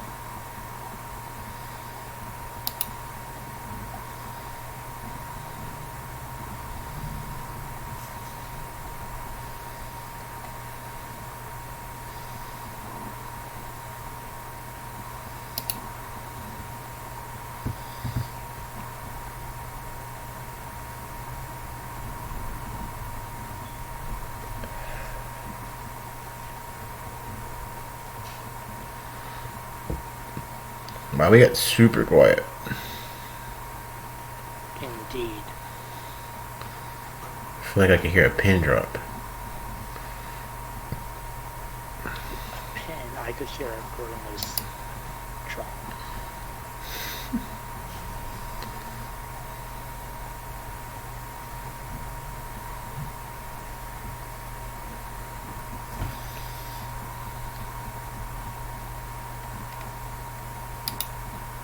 I heard that.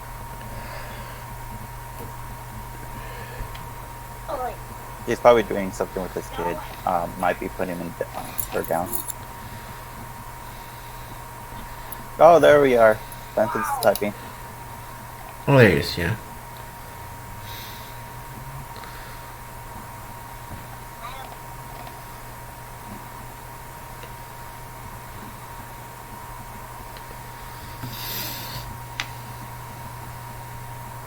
Well, it's your turn. It's your turn, Ventus. What are you gonna do? But I come for you. Mm-hmm.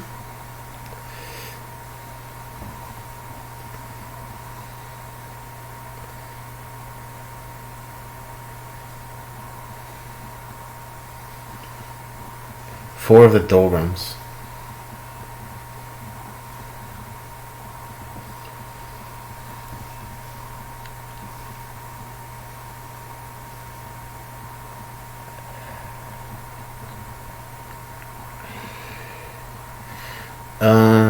Yeah.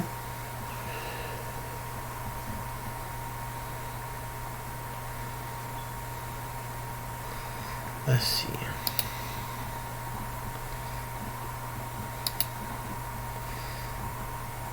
They get +2.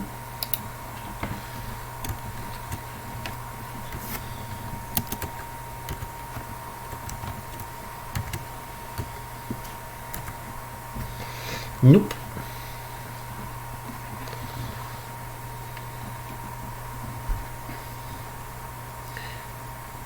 Okay.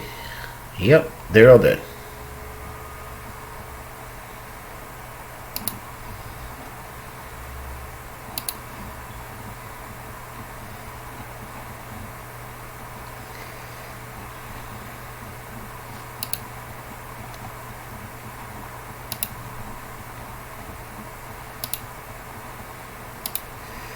All right. Talisman, she's going to be bought with you.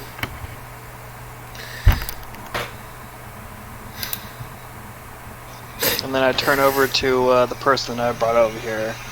I mean, and I say this, I mean, you said to come get you. I'm sure this is what you meant, but...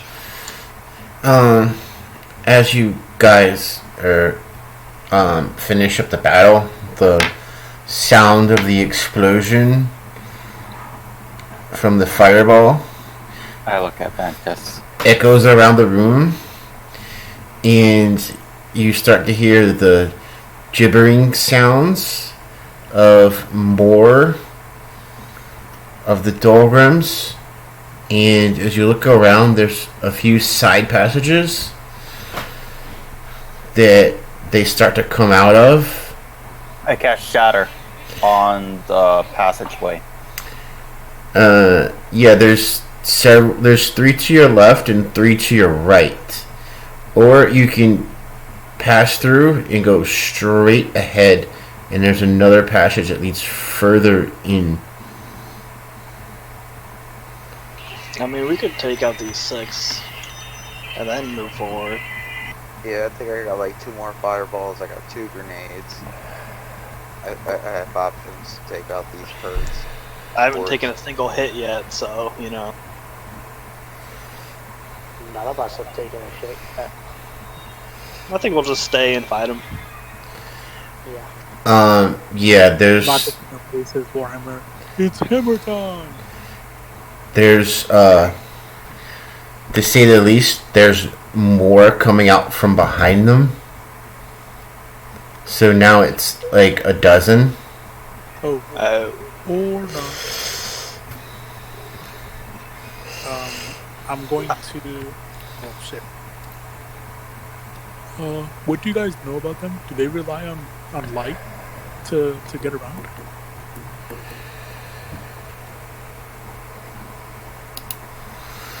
I don't know. I think Luckwood knows. I guess we start heading straight towards the other passage while trying to figure out what to do about the horde that's coming. We can try and shatter the main tunnel. Let's run and just shatter and collapse. How are you gonna get out? How are you gonna get out if you collapse the cave behind you? Yeah, you're gonna block us in. No. Collapse the 2 other tunnels that they're coming out of. Alright, so what happens is Airith is actually gonna she's ushering you guys into the tunnel. She then turns around and casts some spells on her fellows there that are with her. She says, "We'll guard this section. You guys go further on." That's why she wanted us to get her. Okay. What did she say? She's gonna hold the horde off while we venture forward. Oh, okay. Okay. I throw her a greater healing potion. She catches it easily. Tucks it into a pouch on her side. Oh, Alright then, with that I'll nod at her and I'll go up ahead. same here. Alright. I will say, may victory be yours. We'll try not to take long, and then start heading out. Alright, so you guys venture further into the cave, and the sounds of battle are ringing behind you as Airith and her friends defend your back. And as that sound slowly fades, you come into another opening. I'm gonna look around. I'm gonna look into the opening. The opening itself is a very large, it's sort of the end of the cave. There's a lot of rubble, and as you look around, out of the darkness comes 2 gargoyles. And one of these guys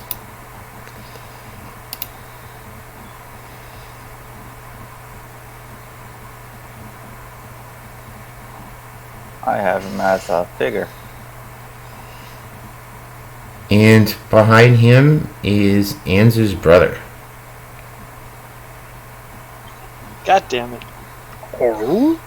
How much do they see of this? Because dark vision's like 60 feet, right? Mm-hmm.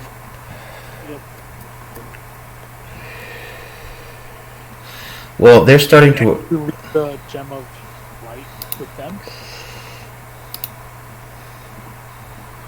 And I never diminished that, so they know we're here. Yeah, they know you're here. So then we would see them. Yeah. Yeah. How far away are they? No more than 60 feet. Yeah, Baka, my gem of brightness is 30 feet of bright light and 30 feet of dim light, so it's 60 feet total. Okay, so I definitely see this. Are we gonna fight them, hands?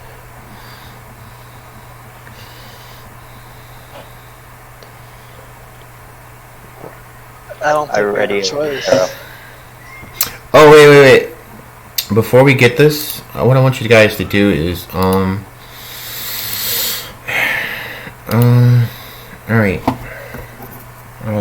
I had loot for you guys in that former room. Look at my notes. Alright, somebody roll a d6 or 66.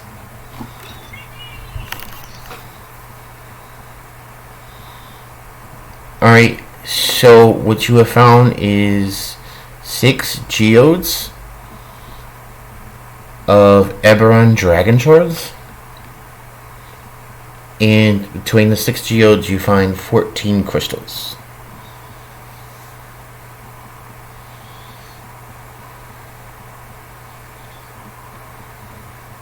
And how many crystals? 14 total. 14 crystals. Okay.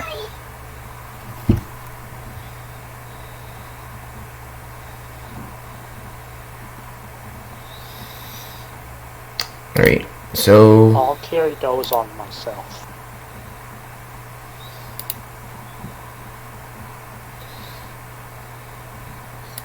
alright, you guys want to roll initiative now?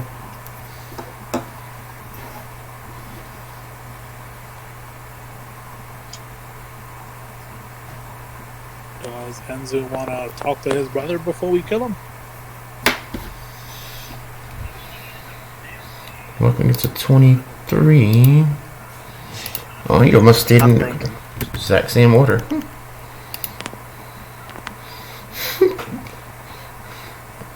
$12 for Enzo.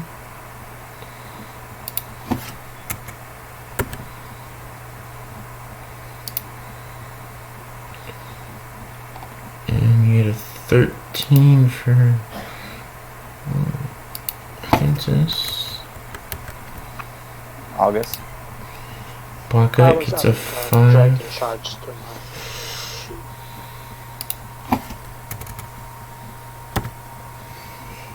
Did we already split the dragon shards, or are we just...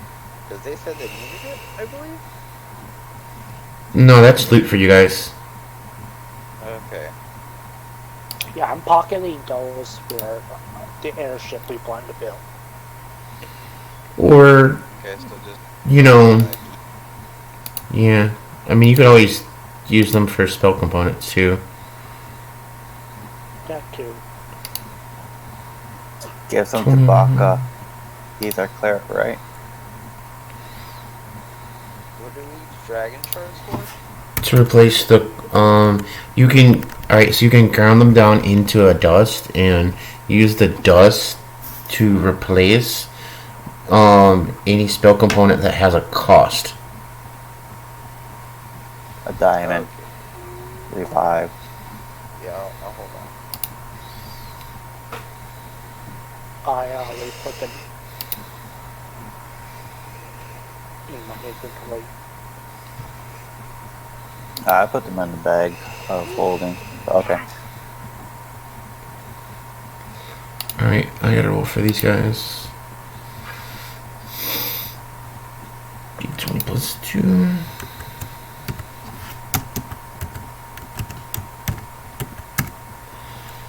$10.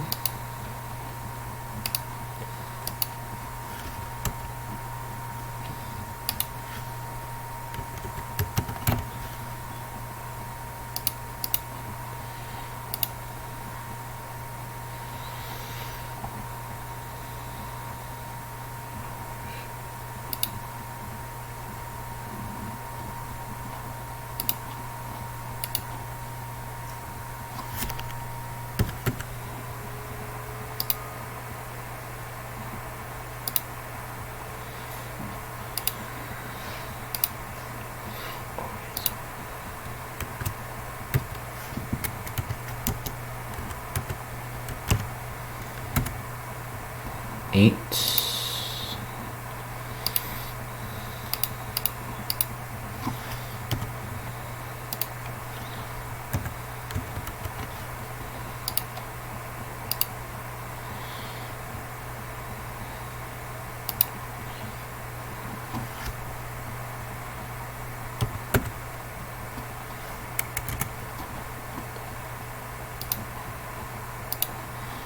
Alright.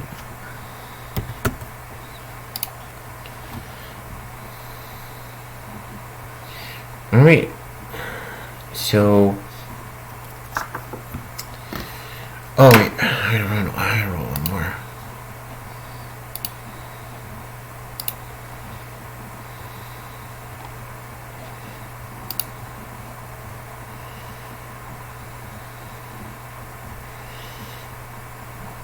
I ain't supposed to. Okay.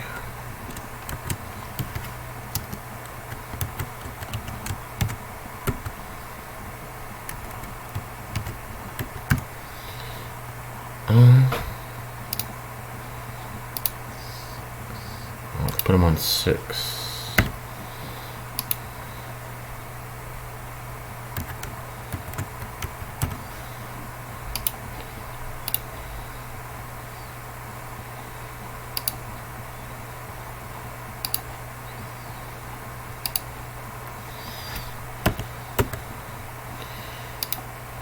All right.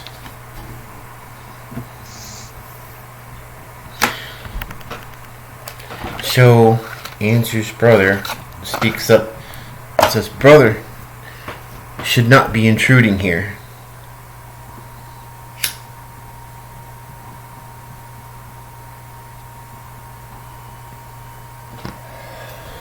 Lachlan, it's your turn. I look to Anzu, load up my last poison arrow, and fire it at the horned demon.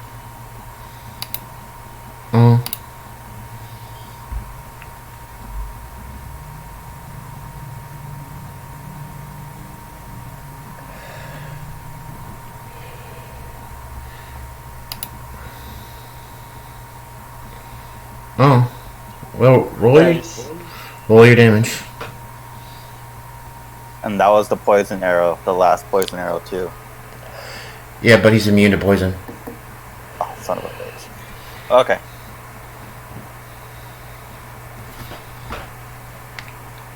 Purple dude is immune. Alright. 26. Do I have to roll another d8 then? Hmm?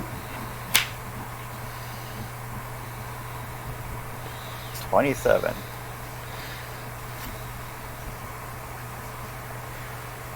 One of that is poison damage. No. Yeah, that was a crit. That was from the crit. 2 dice. Right. Oh, wait. What's the D8 for? The crit. He was supposed to double his damage die, but he did. So he did roll another d8 for his extra. Oh, die. so it's 27. Okay. Alright. That actually... That was a magical error?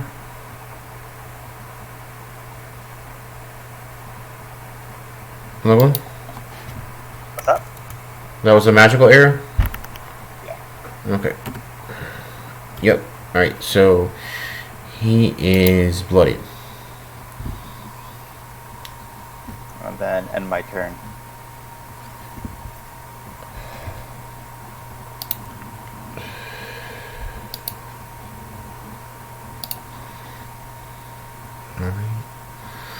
August?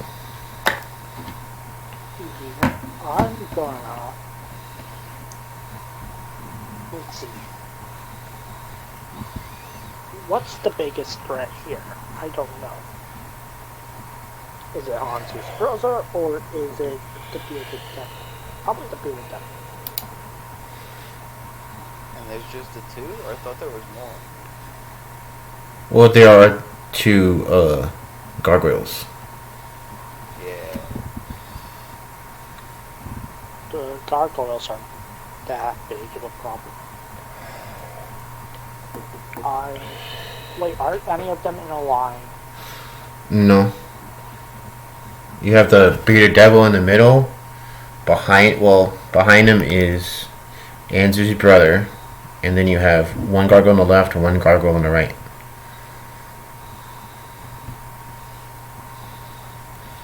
I see.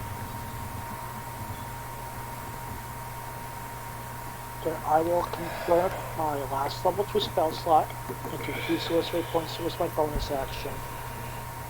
And cast my last level 2 Chaos Bolt out my ring and Twin Spell it. And which one are you attacking? I will hit. Both will go for the bearded devil. Okay.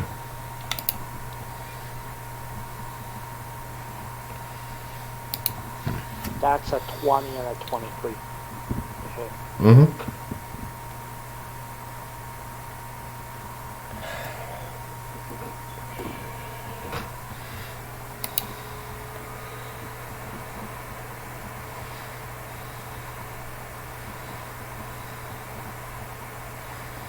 That will be 27, then 18, 15.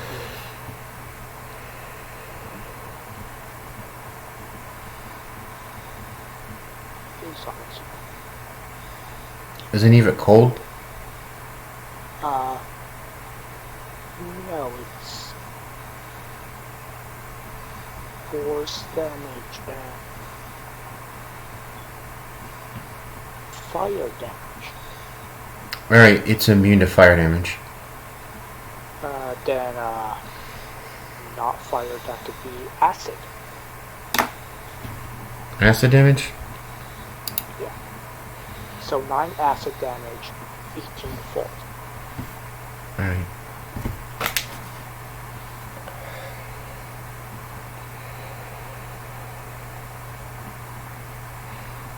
Alright. Looks like he goes down.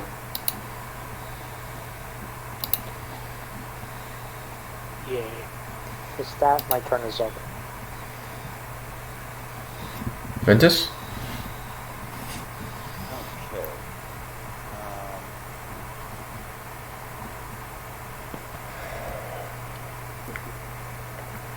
Are the gargoyles made of inorganic material, such as stone, crystal, or metal? They are elementals. Okay, cool. So then I'll cast Shatter on One of them? both of them. They're not that close. Oh, they're not that close? Mm-hmm. They're not within the range of shatter, the two of them. No. Well, it's 60 feet away, but it's a 10-foot area. So it looks like they're not 10 feet. Yeah, they're further than 10 feet away from each other. I'm pretty sure it's a 10-foot radius. Yeah. They're not 10 feet next to each other. Are they 20 feet apart? Say 20 feet. Yeah. Then the shatter would hit both of them. No, Oh. it's a 10-foot. The card reads 10 each foot creature radius. in a 10-foot radius sphere. Yep, going down. The radius is 10. That Yeah. means you double that for the length of the sphere from one side to the other. He is right about that, but they are further than 20 feet apart. They're like 30 feet apart. Oh, 30 feet apart? Yeah. Yeah, or you can only hit one. Is Anzu's brother within 20 feet of one of them? No. Okay, he can only hit one then. So then I'm gonna cast Chromatic Ward at one. That would again cycle. Point my ring and Chromatic Ward.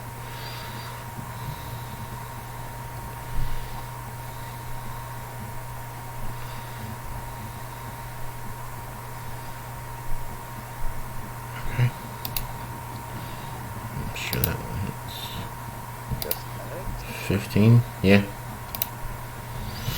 And Thunder Dance.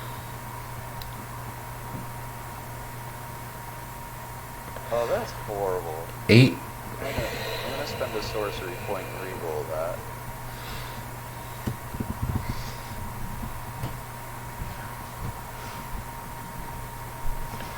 That's better.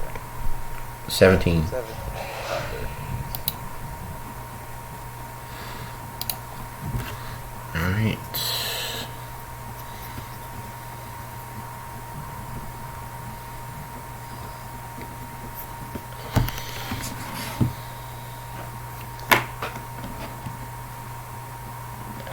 That in your turn? Okay. Yep. Okay.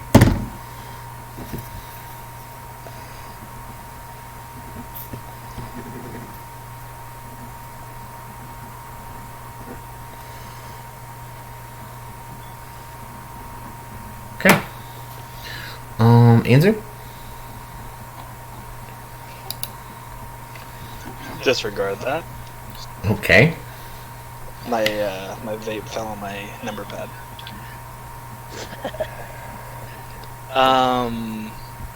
I'm going to say, what is the meaning of all this? What are you doing? And how far away is my brother? We'll say he's no more than 60 feet from the entrance.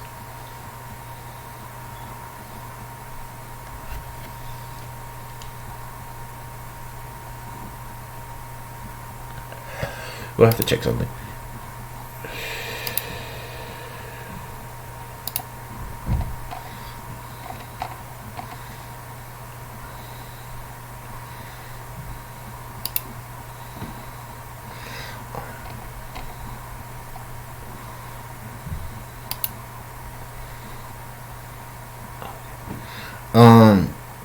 So he answers you by saying, things stir in the darkness.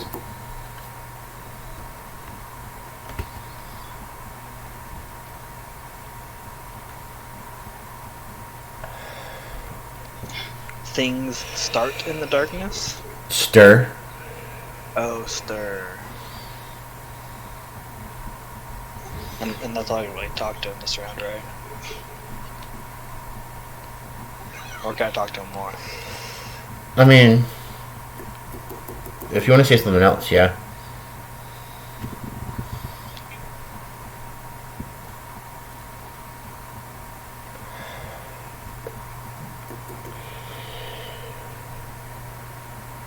I don't know.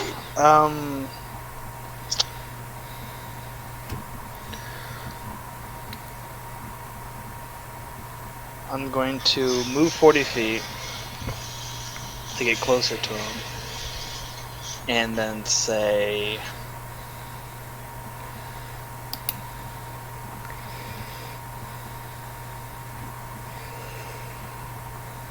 you need to stop what you're doing, because if you continue,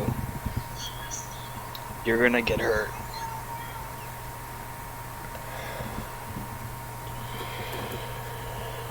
And I don't want to hurt you.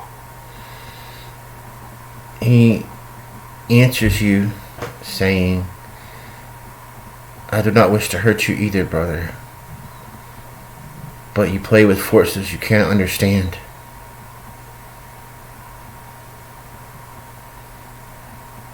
And I'll end my turn.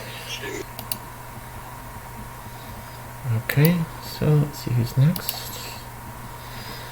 Okay, it's the gargoyle's turn. So,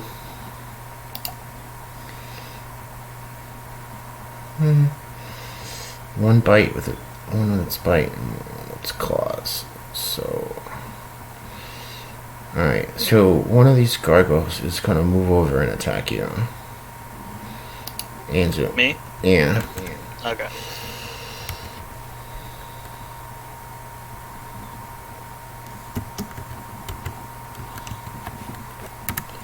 We're all standing together, right? For the most part. Okay, so I'm gonna use my Hold on. reaction to attack that gargoyle.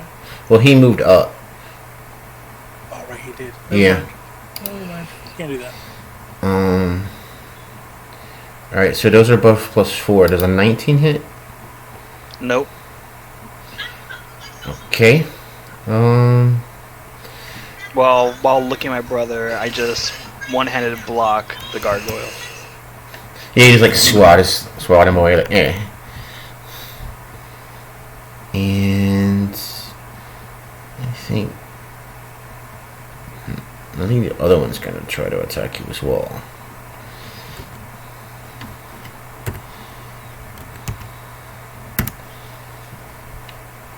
$20 hit? Nope, miss. Okay. Just blocking both of them with my arms on either side, while looking straight ahead. Alright.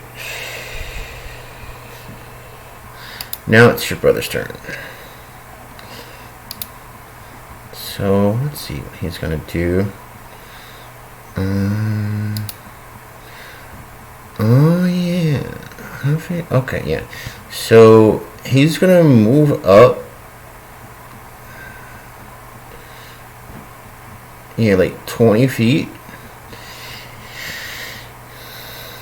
And what he's gonna do is start casting a spell equal to the spell's level. Okay.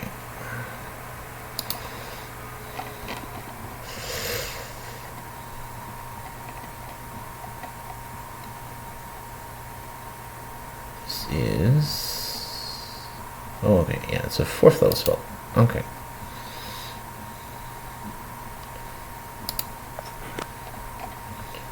And you see him casting the spell, and a ball of energy appears in one hand, and he reaches his left hand over to that and splits it, and as he closes his fist around them, the purple energy wraps itself around his hand, and a lash of energy falls to the ground, and he brings it back over his shoulders and directs it towards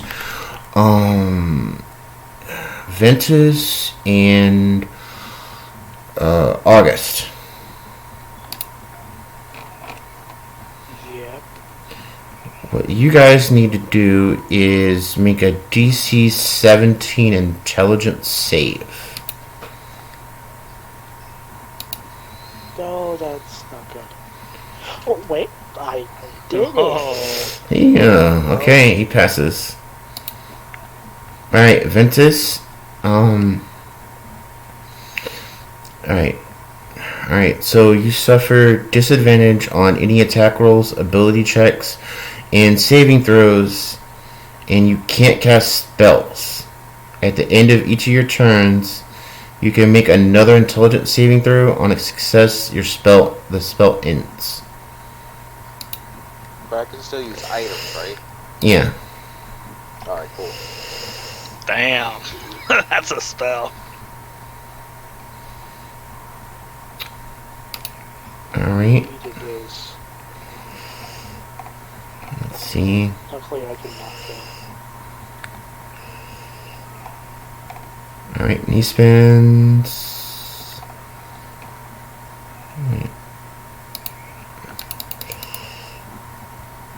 two more sorcery points. And he's going to cast another spell as a bonus action.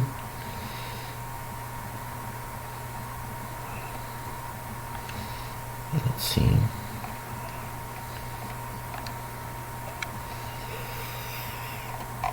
Oh, I know. Alright, I need everybody to make a DC 17 dexterity save. And I got disadvantage, right? Yeah. No. It fails me. I fail. Lachlan passes. Lachlan's the only one. Alright. The rest of us can eat shit. That's what the fun.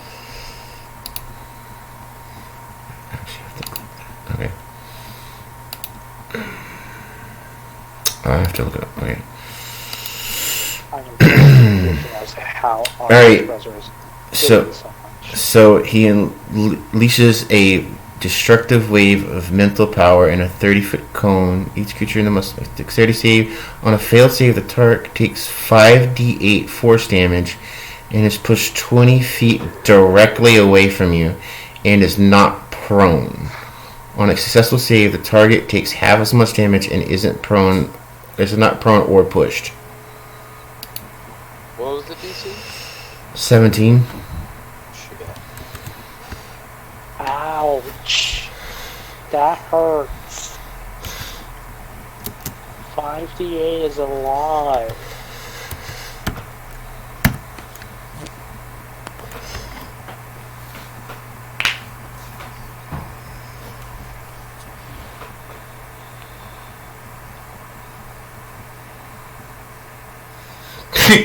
That's not right.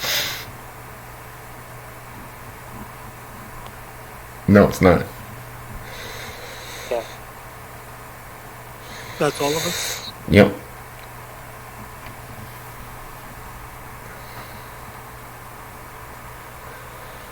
Except Lachlan, who takes half. Yeah. Dang. You guys have low HP. I've never been this low at 26 before. I'm a caster. Let's see We're these. sorcerers, what do you expect? Since I get hit, do I take... Is there like another saving throw, or is that just something I do at the end of my... It's at the end of your turn. Is it pushed? Oh yeah, everybody who's failed is also not prone.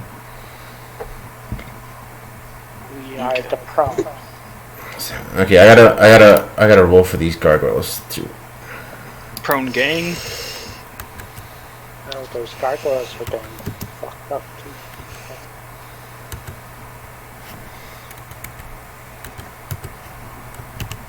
I am the closest. I forgot. Potions are action or bonus action for this campaign? Yeah, they're in action. Alright, let's see what happens with these gargoyles. Alright, so...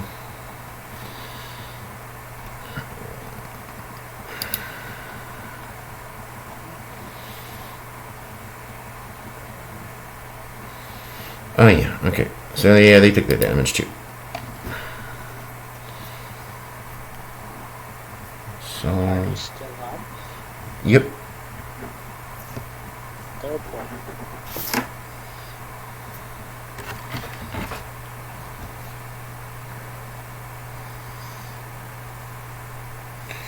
One is very injured. And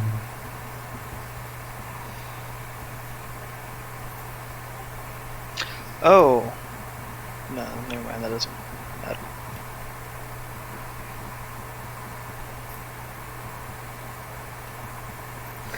alright. And the other one is bloodied. So actually, and that drops us to the bottom of our round like Baka.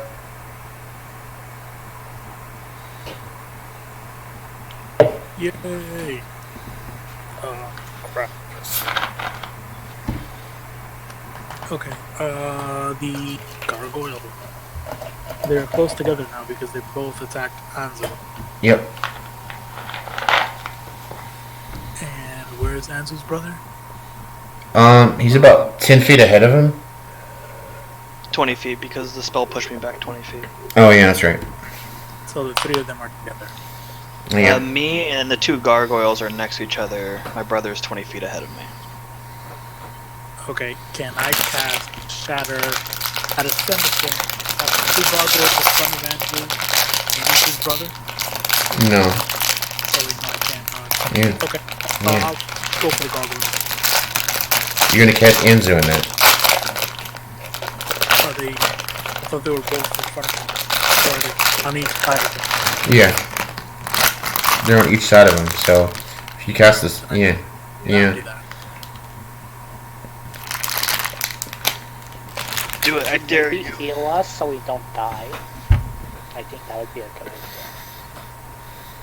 Yeah, I'm going to. Well, I can't do prayer healing. Crap.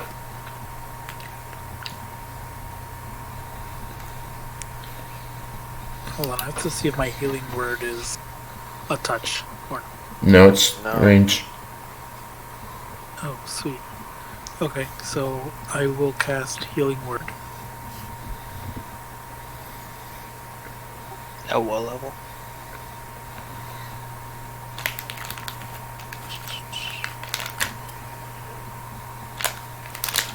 I've only got one level 2 spot left.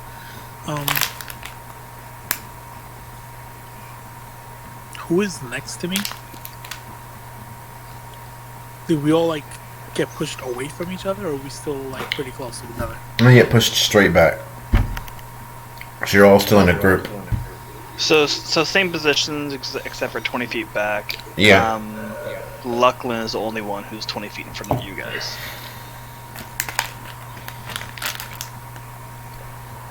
Okay, so well, I thought it was Anzu. I'm 20 feet in front of Lucklin. Gotcha. Well, I'm going to reach over and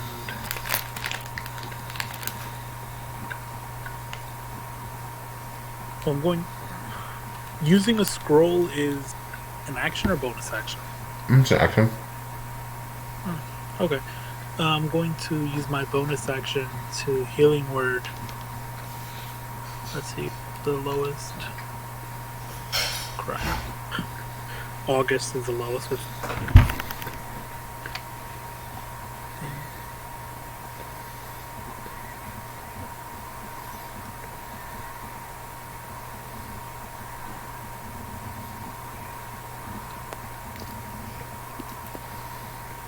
Seven heals. Cute.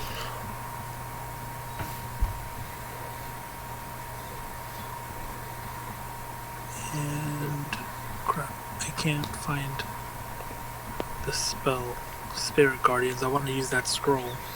Mm-hmm. I just need to make sure that that's the one that I want. That's what I want to do. So I need to find a Spirit Guardian spell. Sorry. Mm-hmm. They build around you for 50 feet and they do damage. Stuff.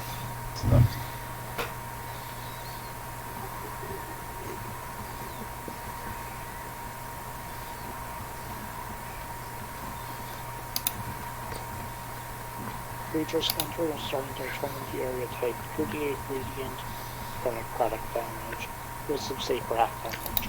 Half damage you can have.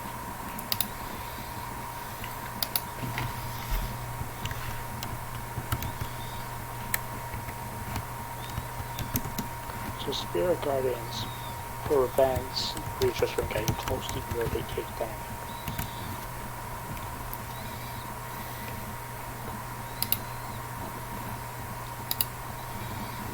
It does nothing against long range casting. Yeah, you're right. Yep, I'm not gonna do that. Do some more healing. And I'm going to.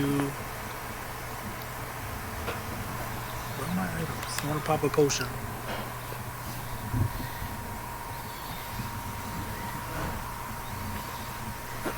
No, I'll cure Ventus. Since he's right next to me as well. Get him up.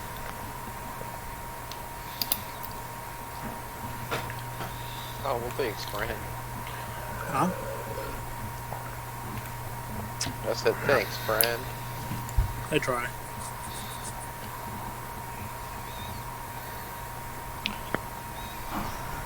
That spell scroll, can you use Beacon of Hope with it? No, it's only Spirit Guardians. Once a day. Alright, I thought it might be useful to have that spell, because then we get maximum like racing. And that is my action and my bonus. So that's it. Alright, back to top of the round with Luffin.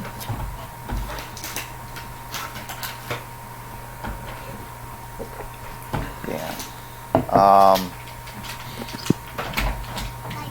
Ans's brother is the one that's attacking us. Mm-hmm.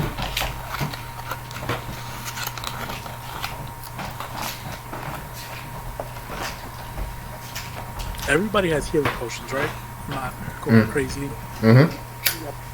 Okay. Yeah, we got potions and stuff.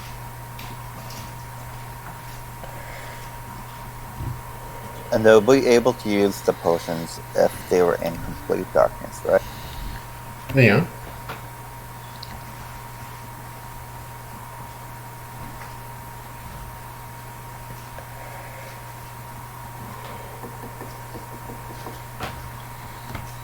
He's making DC checks. Fuck. You know what? Fuck it.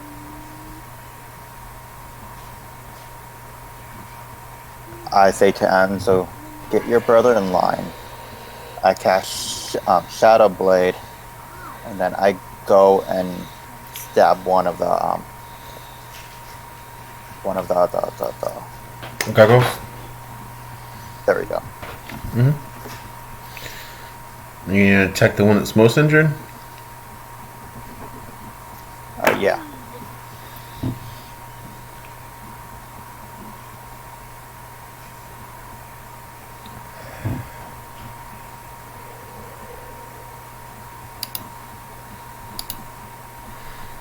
A 9.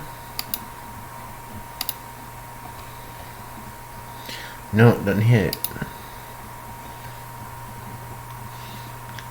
That's my turn. August? I'm gonna get up and be like, did you say put him in line? I'm thinking more like, put him in here. And then I'm gonna pull out my second bead of force and throw it onto his brother. DC 15 dex save. How close do you have to be for that?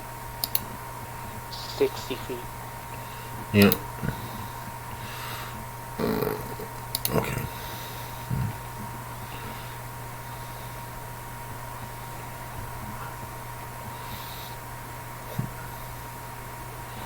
Let's do.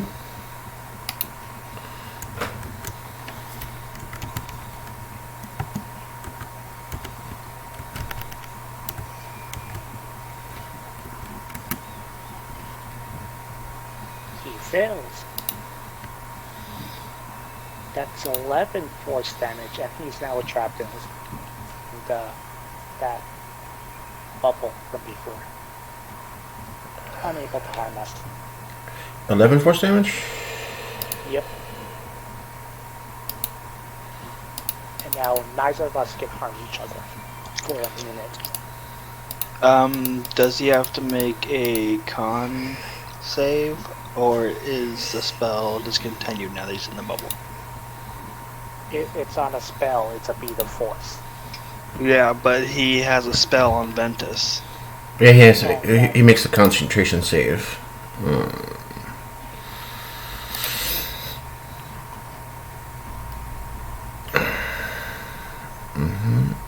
Alright. So. Plus 3. Okay.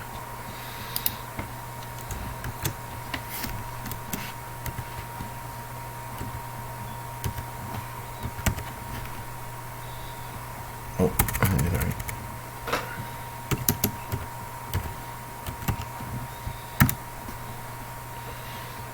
No, he fails.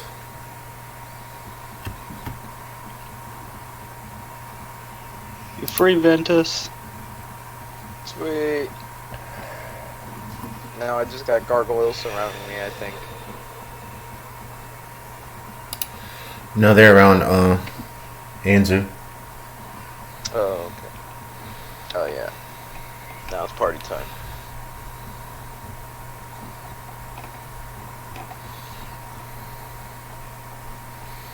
Oh, how much damage? You said he take 11. Okay. Hold on. Okay. He 11 force damage. force damage. Okay, yeah, he takes half that. Takes half the force damage? Yep. What wow. the hell? Resist force damage. Apparently Anzu's not the only one with good stats. He's a golem.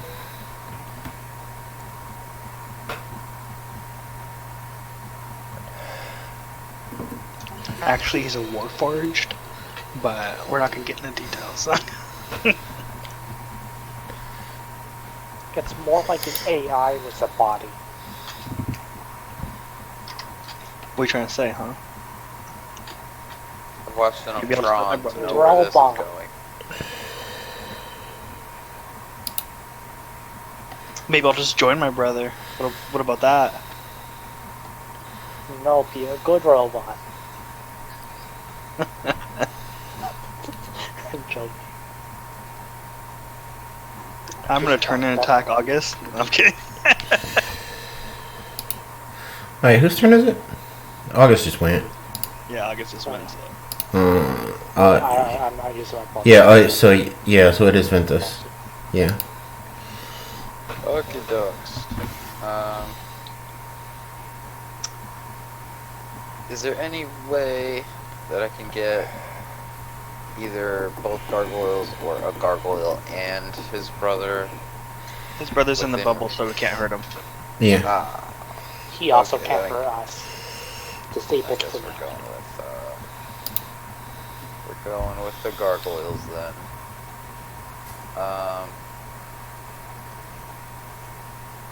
On the weakest, how's the weakest one looking? He's pretty hurt. Pretty hurt. Oh, no worse waste than that. See, at 5th level, everything gets a little. Right now, I'm not gonna get troop guns. And I'm pretty hurt, so. We're pretty much all pretty hurt, except one. And me. To heal myself, or I can do damage. Andre, Doing what's your damage is what I HP like to do. I'm about Eight. half, a little less than half. Yeah, my HP is 40, or my max is 46. You took 28 damage. Yeah, so I'm at 18 right now. I'm fine. That's not bad. I'm fine. Yeah, I'll just pull out my ring and cast another chromatic orb at the weakest gargoyle.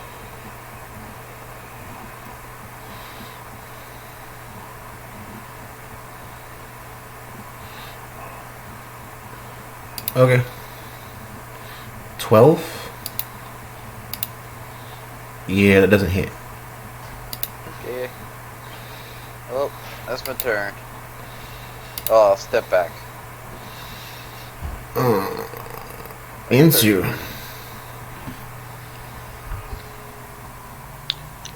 I am going to...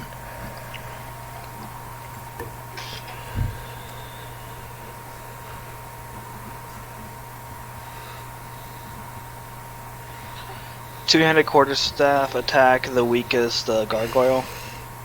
Okay.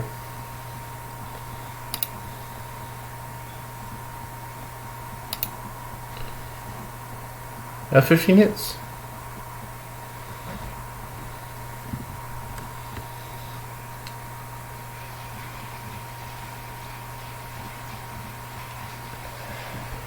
$14. Alright, it goes down.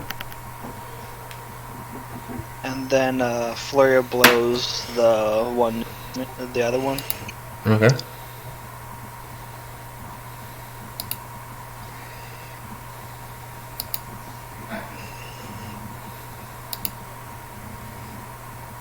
Oh no.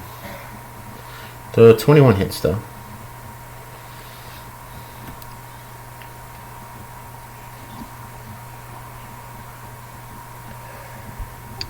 And I'm going to, or it has to make a DC DC save of 14 strength, or it's going to be pushed 15 feet back.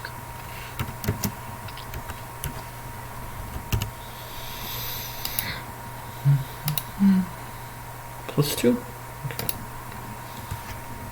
With my spear out, would it be knocked outside my range, or was it It not in saves. range to begin with? What's that, Nance? I mean, August? Would it be knocked outside my range? What? To throw a spear?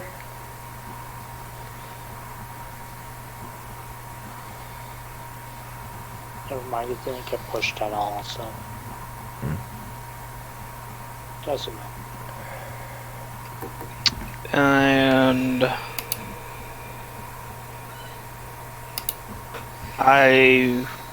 before I end my turn, I'll say you will not win this fight, brother.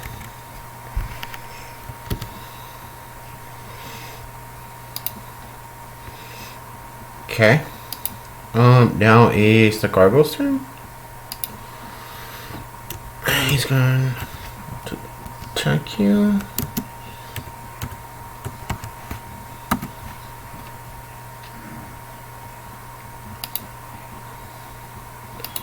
Alright, that is 1 bite and 1 claw, so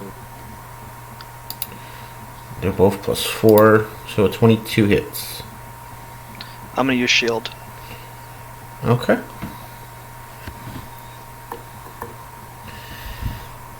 Alright.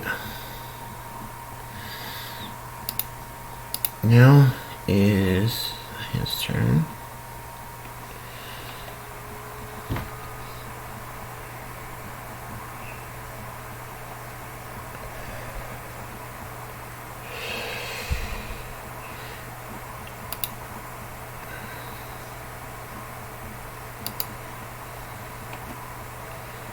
Oh yeah, no, that's fine. Anzu, I need you to make a DC 17 Wisdom save. What is he doing? No effects since past. Oh, that's right. The bubble he's in. Yeah, never mind.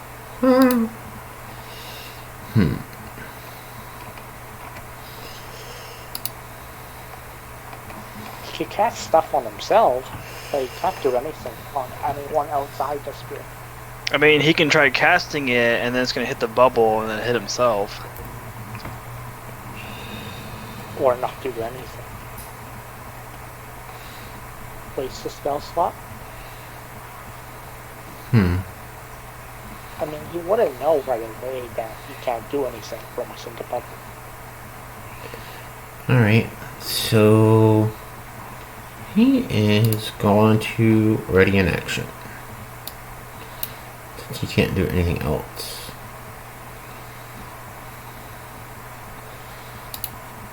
And Baka?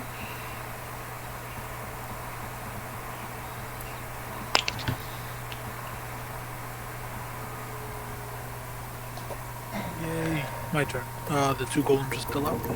One golem's down, the other one's up. The hurt one's gone. You mean the gargoyles? Yeah, the hurt gargoyle's dead. The other one's still. Okay. I'm going to use my bonus action to use Second Wind. Okay.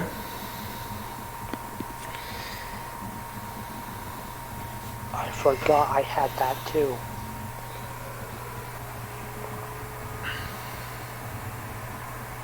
Oh, wow, Max. Nice.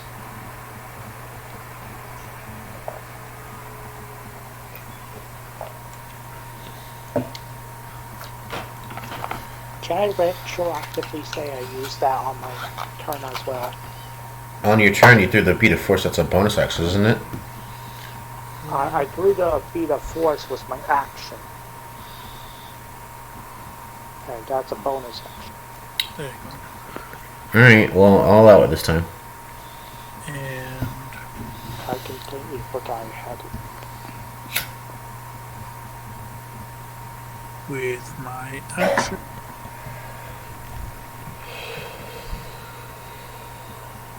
how far from me is the golem? Still like 20 feet? Yeah. Okay, well, I have to use half my movement to get up. And then I'll use... Well, you already stood up on that last turn. Oh, right. So I can make my full movement. Yeah. 20. And attack the...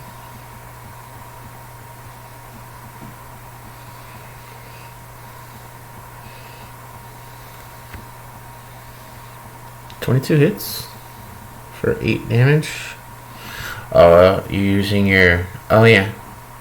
Okay. It's magical. Yeah. Not resisted. No.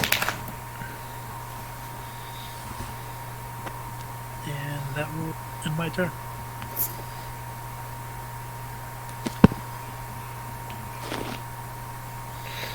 Alright.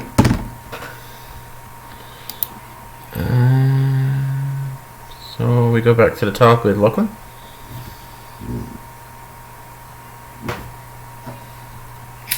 Okay, and both of the golems are down, right? One's still up.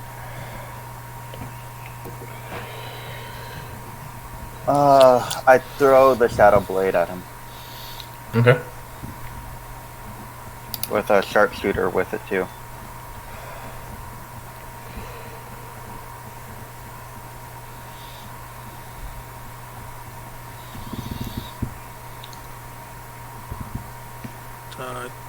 Sharpshooters you can use for thrown actions. I think it's ranged attacks. Yeah.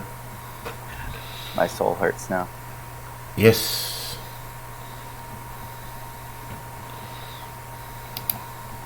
Very hurtful. August. Yep, seeing that the gargoyle is not dead yet, I'm gonna, I guess, I don't have much better to do, so I'll run up and shock and grasp it. I don't want to waste, I think my last spell slots on use present.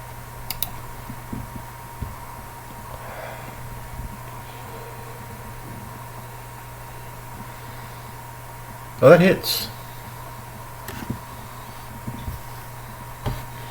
6 lightning damage. Alrighty. He's still going though. Yeah, I expected as much.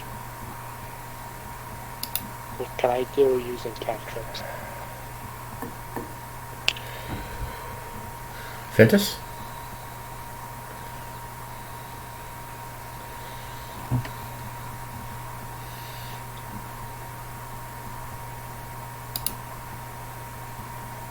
You're muted, Ventus.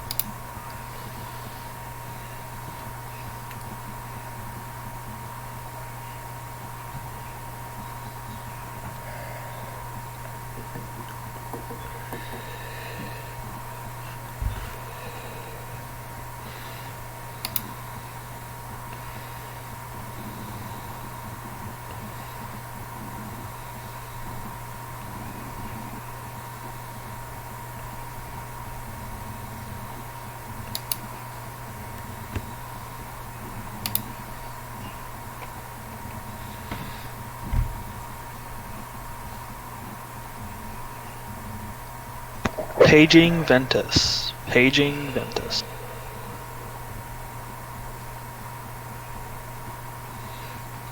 Your turn is Yeah, nigh. hold Alright.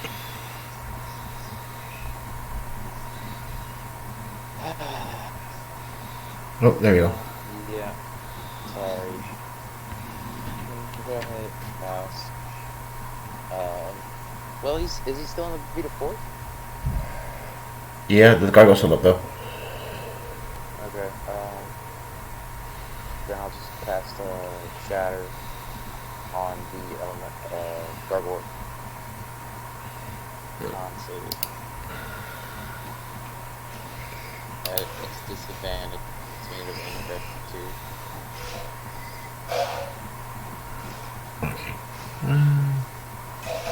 So it's plus 3. So.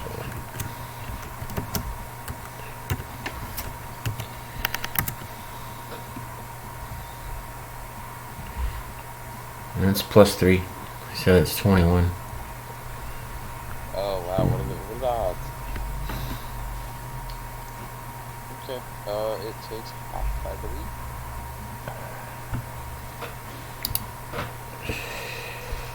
But wouldn't it take double damage because it's made of material? It doesn't say you take double damage because it just says you have disadvantage on the saving throw. So you What are you casting? Is the Shatter?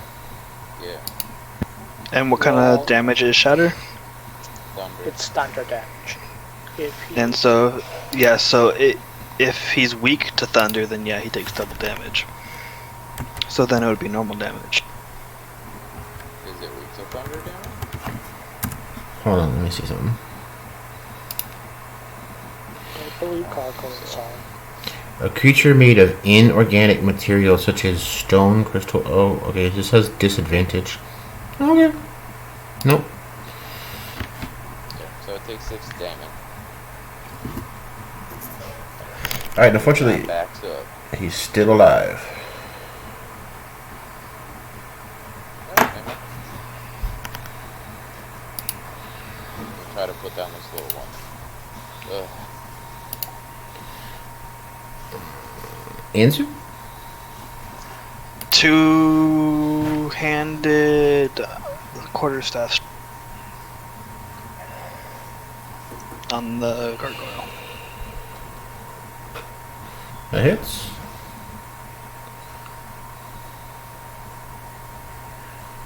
Come on, put him down. Oh, and he goes down. Nice. Is that we have the better part of a minute until And Archer's Western hit them to once my brother's turn comes around, whatever action he held, if it was a spell, then it's lost because it wasn't used. Just saying. And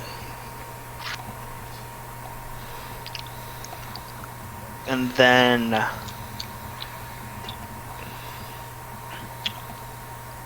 I guess that's gonna be the end of my turn.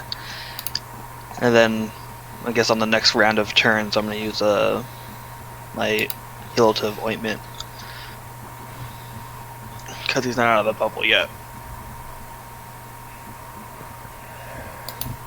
Okay.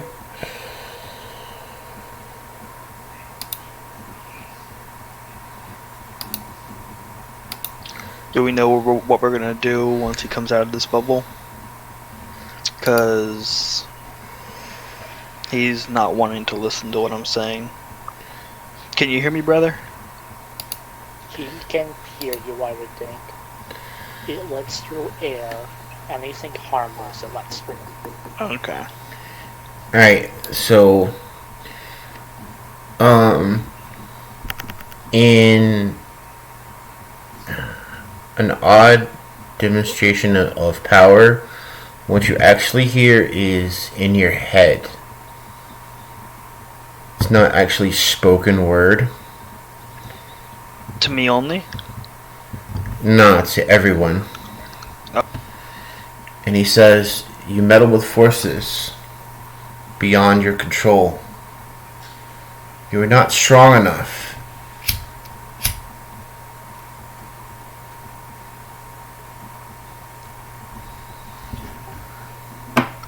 What side are you on? Are you a threat to us?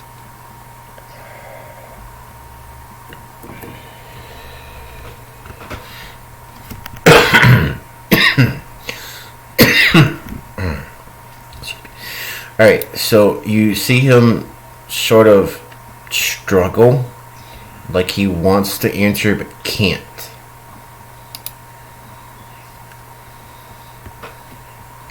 Are you being controlled by something? Blink once if yes, blink twice if no. He doesn't have eyelids. Okay. So, like, 101 if no, 1001 if no. This is something he can't answer. While this is going on, I'm gonna inspect the horn demon and whatnot. Alright. And then while I'm talking to him, I'm using some of my restorative ointment. In the meantime, I drink Yeah, me a too. greater healing potion. I'm not post. Alright, the bearded devil. Okay, so he carries a glaive with him.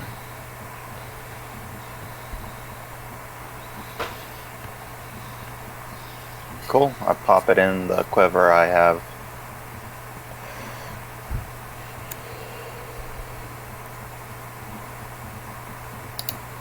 And how many rounds do we have before he's out of the bubble? Like 2 more.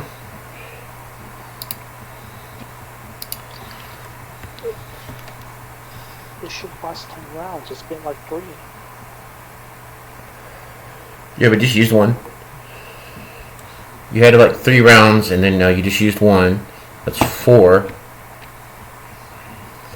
6 rounds left. Yeah. Okay, so then I'll be able to use one more thing of restorative ointment. Also,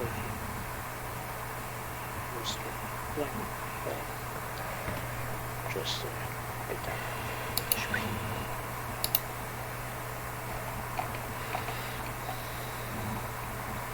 I think something's controlling him.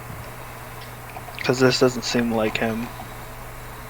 I look to Ventus. Can you put him under control? I can definitely try to cast suggestion on him. I don't think I have charm first. I don't think that'll work. I just have suggestion. Well, if I suggest, well, that's the thing. They have to do their best to carry out the order given. But if he's unable to answer it, then there's just nothing to do. I mean, we can always try to knock him out, try to, like, basically unplug, wait 10 seconds, plug him back in. I mean, we do Try to have, get him down, kill him. No, we just need to Yeah. knock him out. well, we could kill him because we do have a gem to bring him back, but I don't know if that's going to do anything. Yeah, I think we should And- just non-lethally knock him out. If we do lethal him, I would be willing to pay the cost in gold to bring him back. What gem is gonna bring him back? A diamond with a cleric's restore. Oh, I don't have that yet. I'm just saying, you know, we could take his body. Yeah, but you can only do that within 1 minute. Oh, never mind. Yeah, our best bet is non-lethal damage, which you can automatically make in. Well, I take out my daggers made by Nerf. Oh my god. You mean made by Fern? Yeah. Fern. Raffner. Alright, so what do you guys want to do?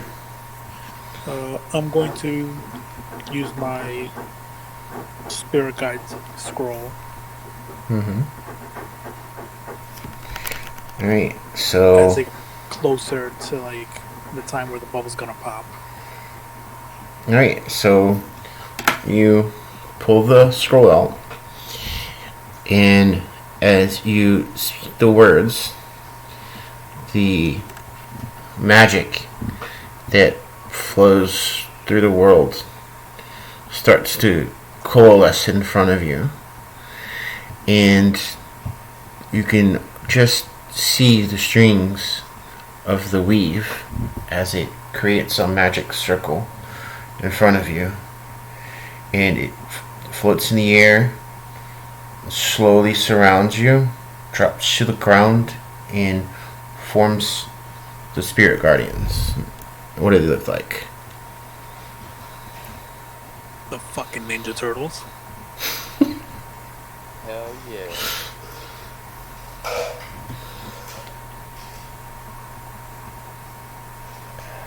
Yeah. Hammer Bros and Koopa Troopers would also work. I'm gonna ask my brother, what is his goal in all this? And who does he serve? He can't answer that either.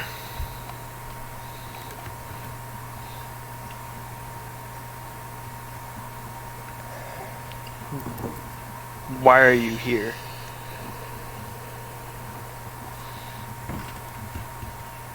To end it.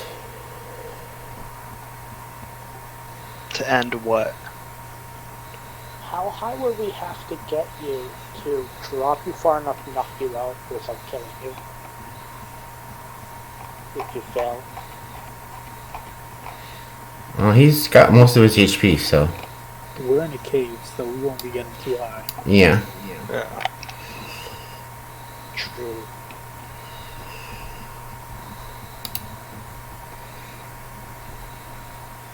Is there a way to turn you off without killing you? You are a Wyrmwatch.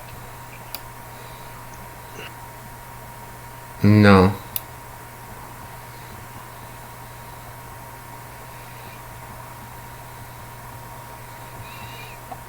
There's no off button or shutdown mode. I'm gonna ask him, when did you start on this path?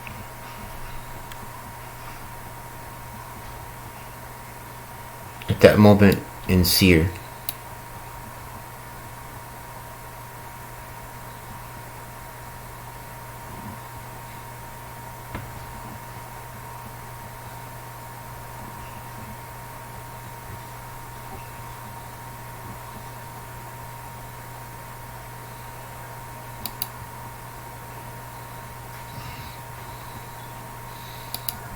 And as that time draws near, I'm gonna ready to... Never mind, I don't know. as that time draws near, the spear Go ready my javelin and like begins to drop. I throw my shadow blade. I throw my javelin of lightning. Let me check his AC. I would say, when does a bubble end? So like 1 minute, so it would be at the end of whoever's turn it was who cast it? Yeah, at the end. Yeah, that'd be end of his turn, yeah. Okay. That'd be end of August's turn, yeah. Yeah, so it's the end of August's turn, and then we can continue roll order after that, I think. Mm-hmm. So Ventus is next in And it order. drops instantly at the end of that minute. So I ready my action for when the spear drops to throw my javelin.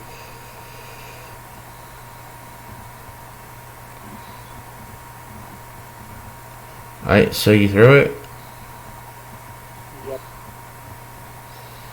That won't hit. Oof. Okay.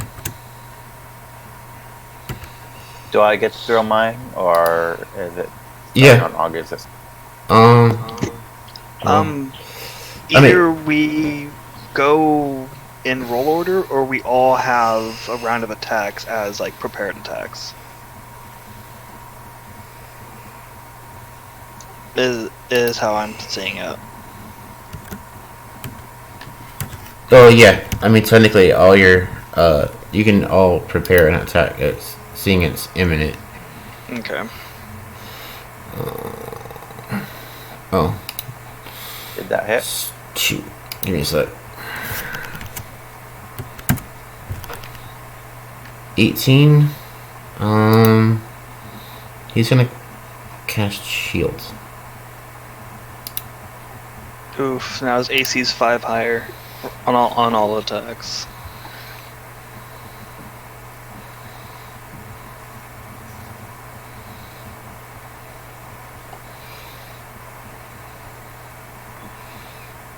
I'm just gonna throw a dart, I guess. I don't know.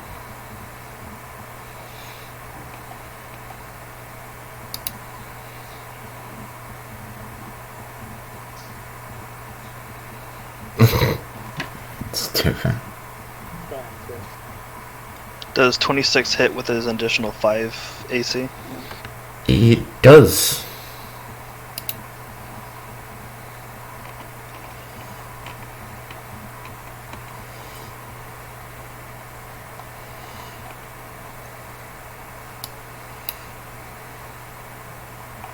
Seven piercing damage. 7 damage. Okay.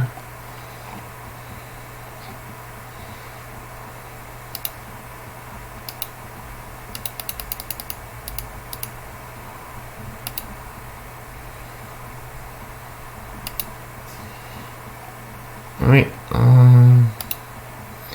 so I think that rolls us around to what, Ventus? What's strange? Okay. So he's restrained now, right? Yeah, he can't move, but he can still do other things. Okay, so then I'll follow up a grenade with another grenade. Except this time with a fragmented grenade. Mm-hmm.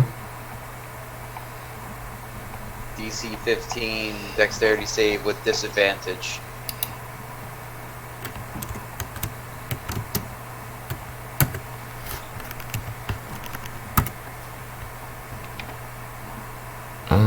Yeah, 11 doesn't hit. You mean 11 doesn't save? Yeah, 11 doesn't save.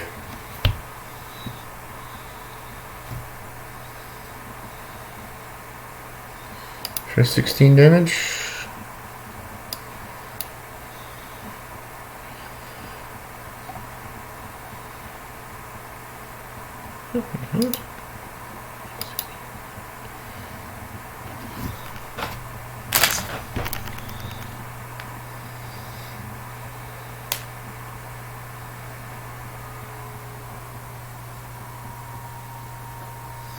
Okay.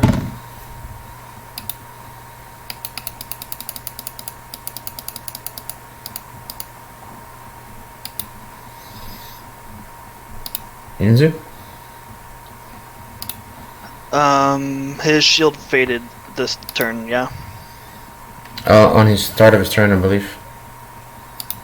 Okay. Yeah, I haven't attacked yet, so his shield is still. Okay. Or wait, Anzu attacked already, right? I did my ready to attack, which was just a dart throw. I gotta do mine. Those ones, and I haven't done my ready to attack. Well, you're supposed to do that. But I was waiting for everybody else.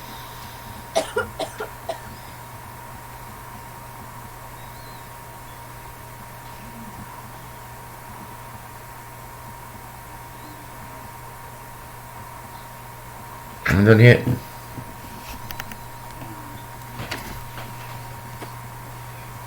Alright, so then I guess 200 quarterstaff. Mm. And then as I'm swinging, I'm saying I'll say there's no other way right now to free you.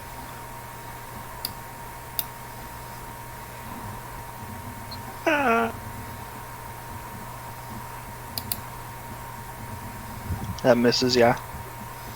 Oh yeah. And then Valeria blows. Okay. Actually, the 24 hits.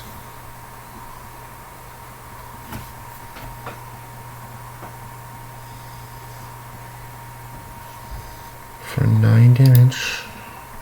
And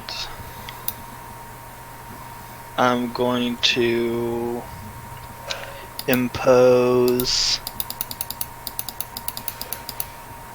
DC 14 of Dex or Falls Prone.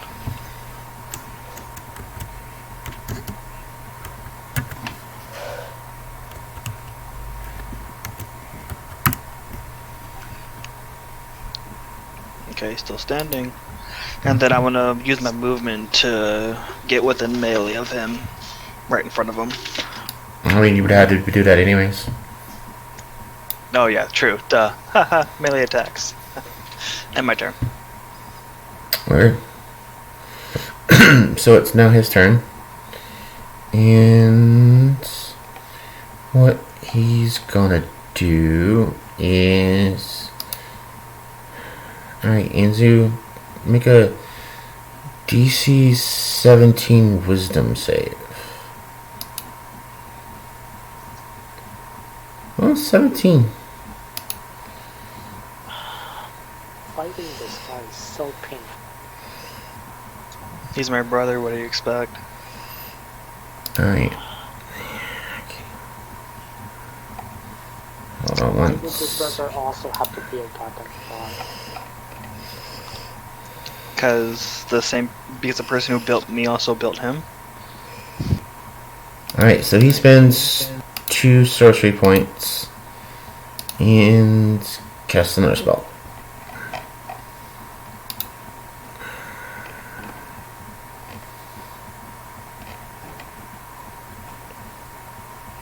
Okay, yeah. Anzu, make a DC 17 Charisma save.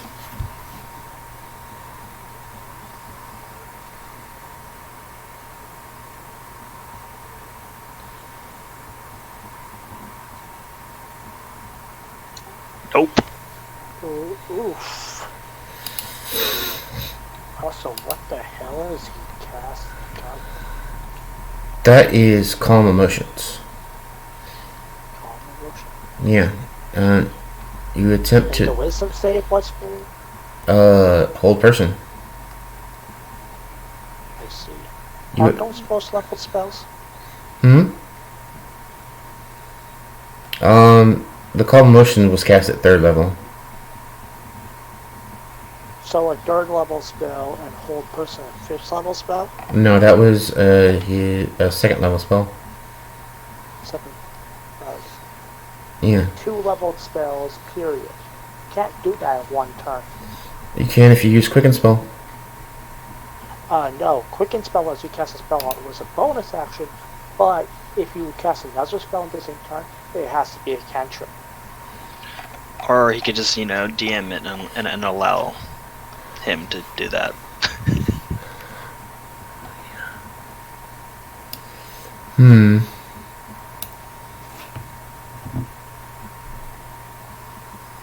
He has these special gauntlets of spellcasting. Well, I mean, I could... Legendary actions. Just count them as legendary actions.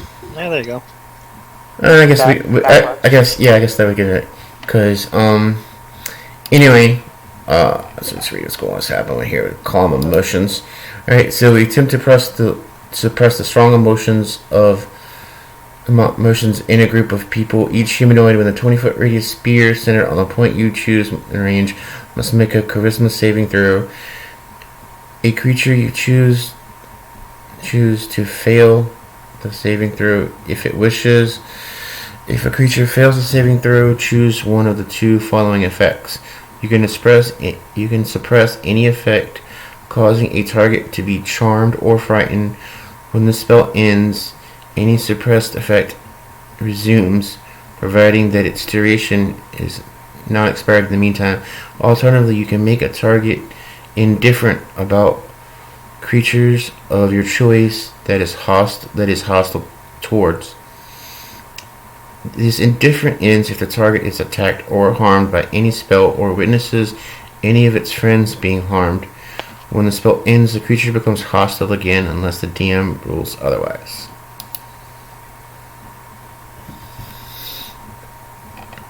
So you are no longer feeling hostile. I've never been feeling hostile. Because one of my personality traits is I'm utterly serene even in the face of disaster, so I'm always chill. Yeah. But yeah. So what happens is you can sort of see the light in his eyes kind of fade a little, almost like a saddening look. He walks over to you, puts a... He can't walk, he's tangled. Oh yeah, that's right. He gestures towards him. And, okay, yeah. You're in melee range, he can reach. Oh, that's true. So You're right in front of him. he puts a hand on your shoulder and says, "Brother, I am sorry, but it pulls against me."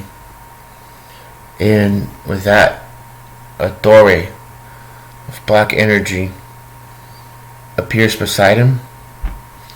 A long, tangly whip of dark energy comes out of the doorway, wraps around him, and pulls him through. And he's gone.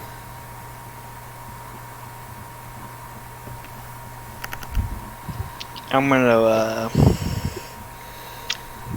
drop to one knee and just sit there.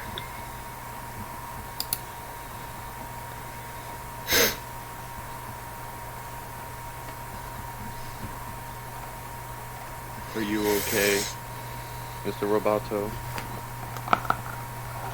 Yeah, I'm fine. Just thinking. What Maybe the a hell couple is cats in the controlling table. him?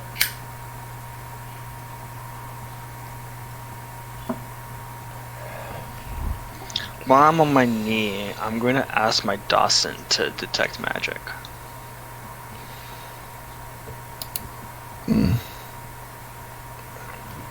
So the mind of Wolf stirs, and there's magic everywhere. Okay. I mean, you are in a mind that has Just information to myself for the moment. you are inside of a mind full of Eberron dragonshards. Yeah.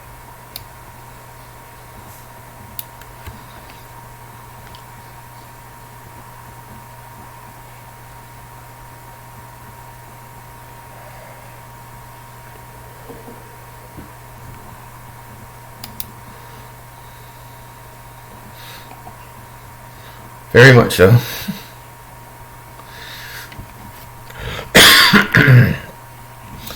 And with the battle ending, Airith and the others come into the room.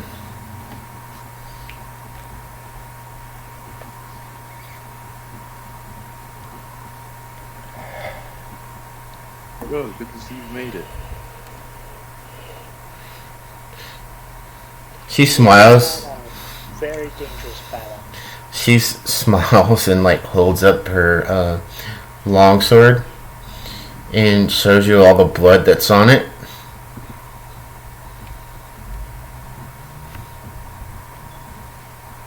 And you can actually see a ripple of magical energy cross it.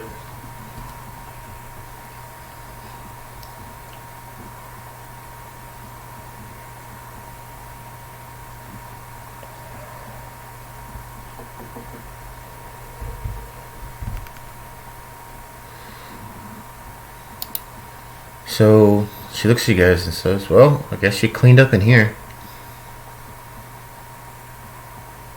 Ah, yes, of course. You see, we both held both of our ends of the bargain.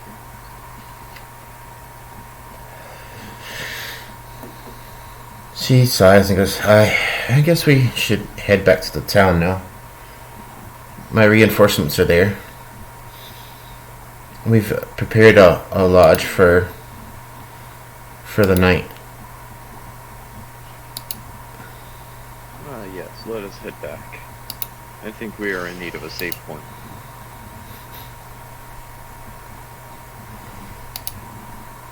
Indeed. And with that, you guys get a long rest. Before that happens, I'm going to try to, or like everyone can start heading back. I'm gonna straggle behind. I'm gonna inspect the shit out of the cavern that we were just in, like the area that we fought him. Just like look around for anything I can find, any clues. Check the bodies of the things that we killed. Just try and figure out or get some sort of clue. Well, you'll note there's a bearded devil. That's Very dead. yeah, but that's also not exactly normal. Okay. That being said, gargoyles are pretty common, especially around Sharn.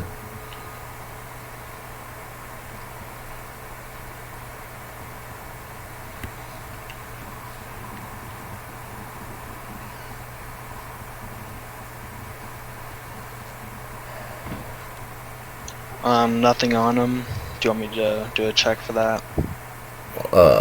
Lucklin raided his body already. Okay. Yeah.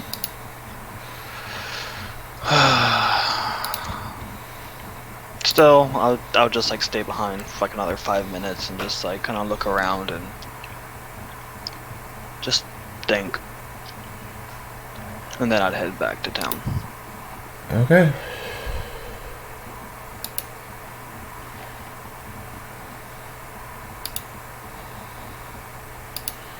Alright, with that, you all get your long rest.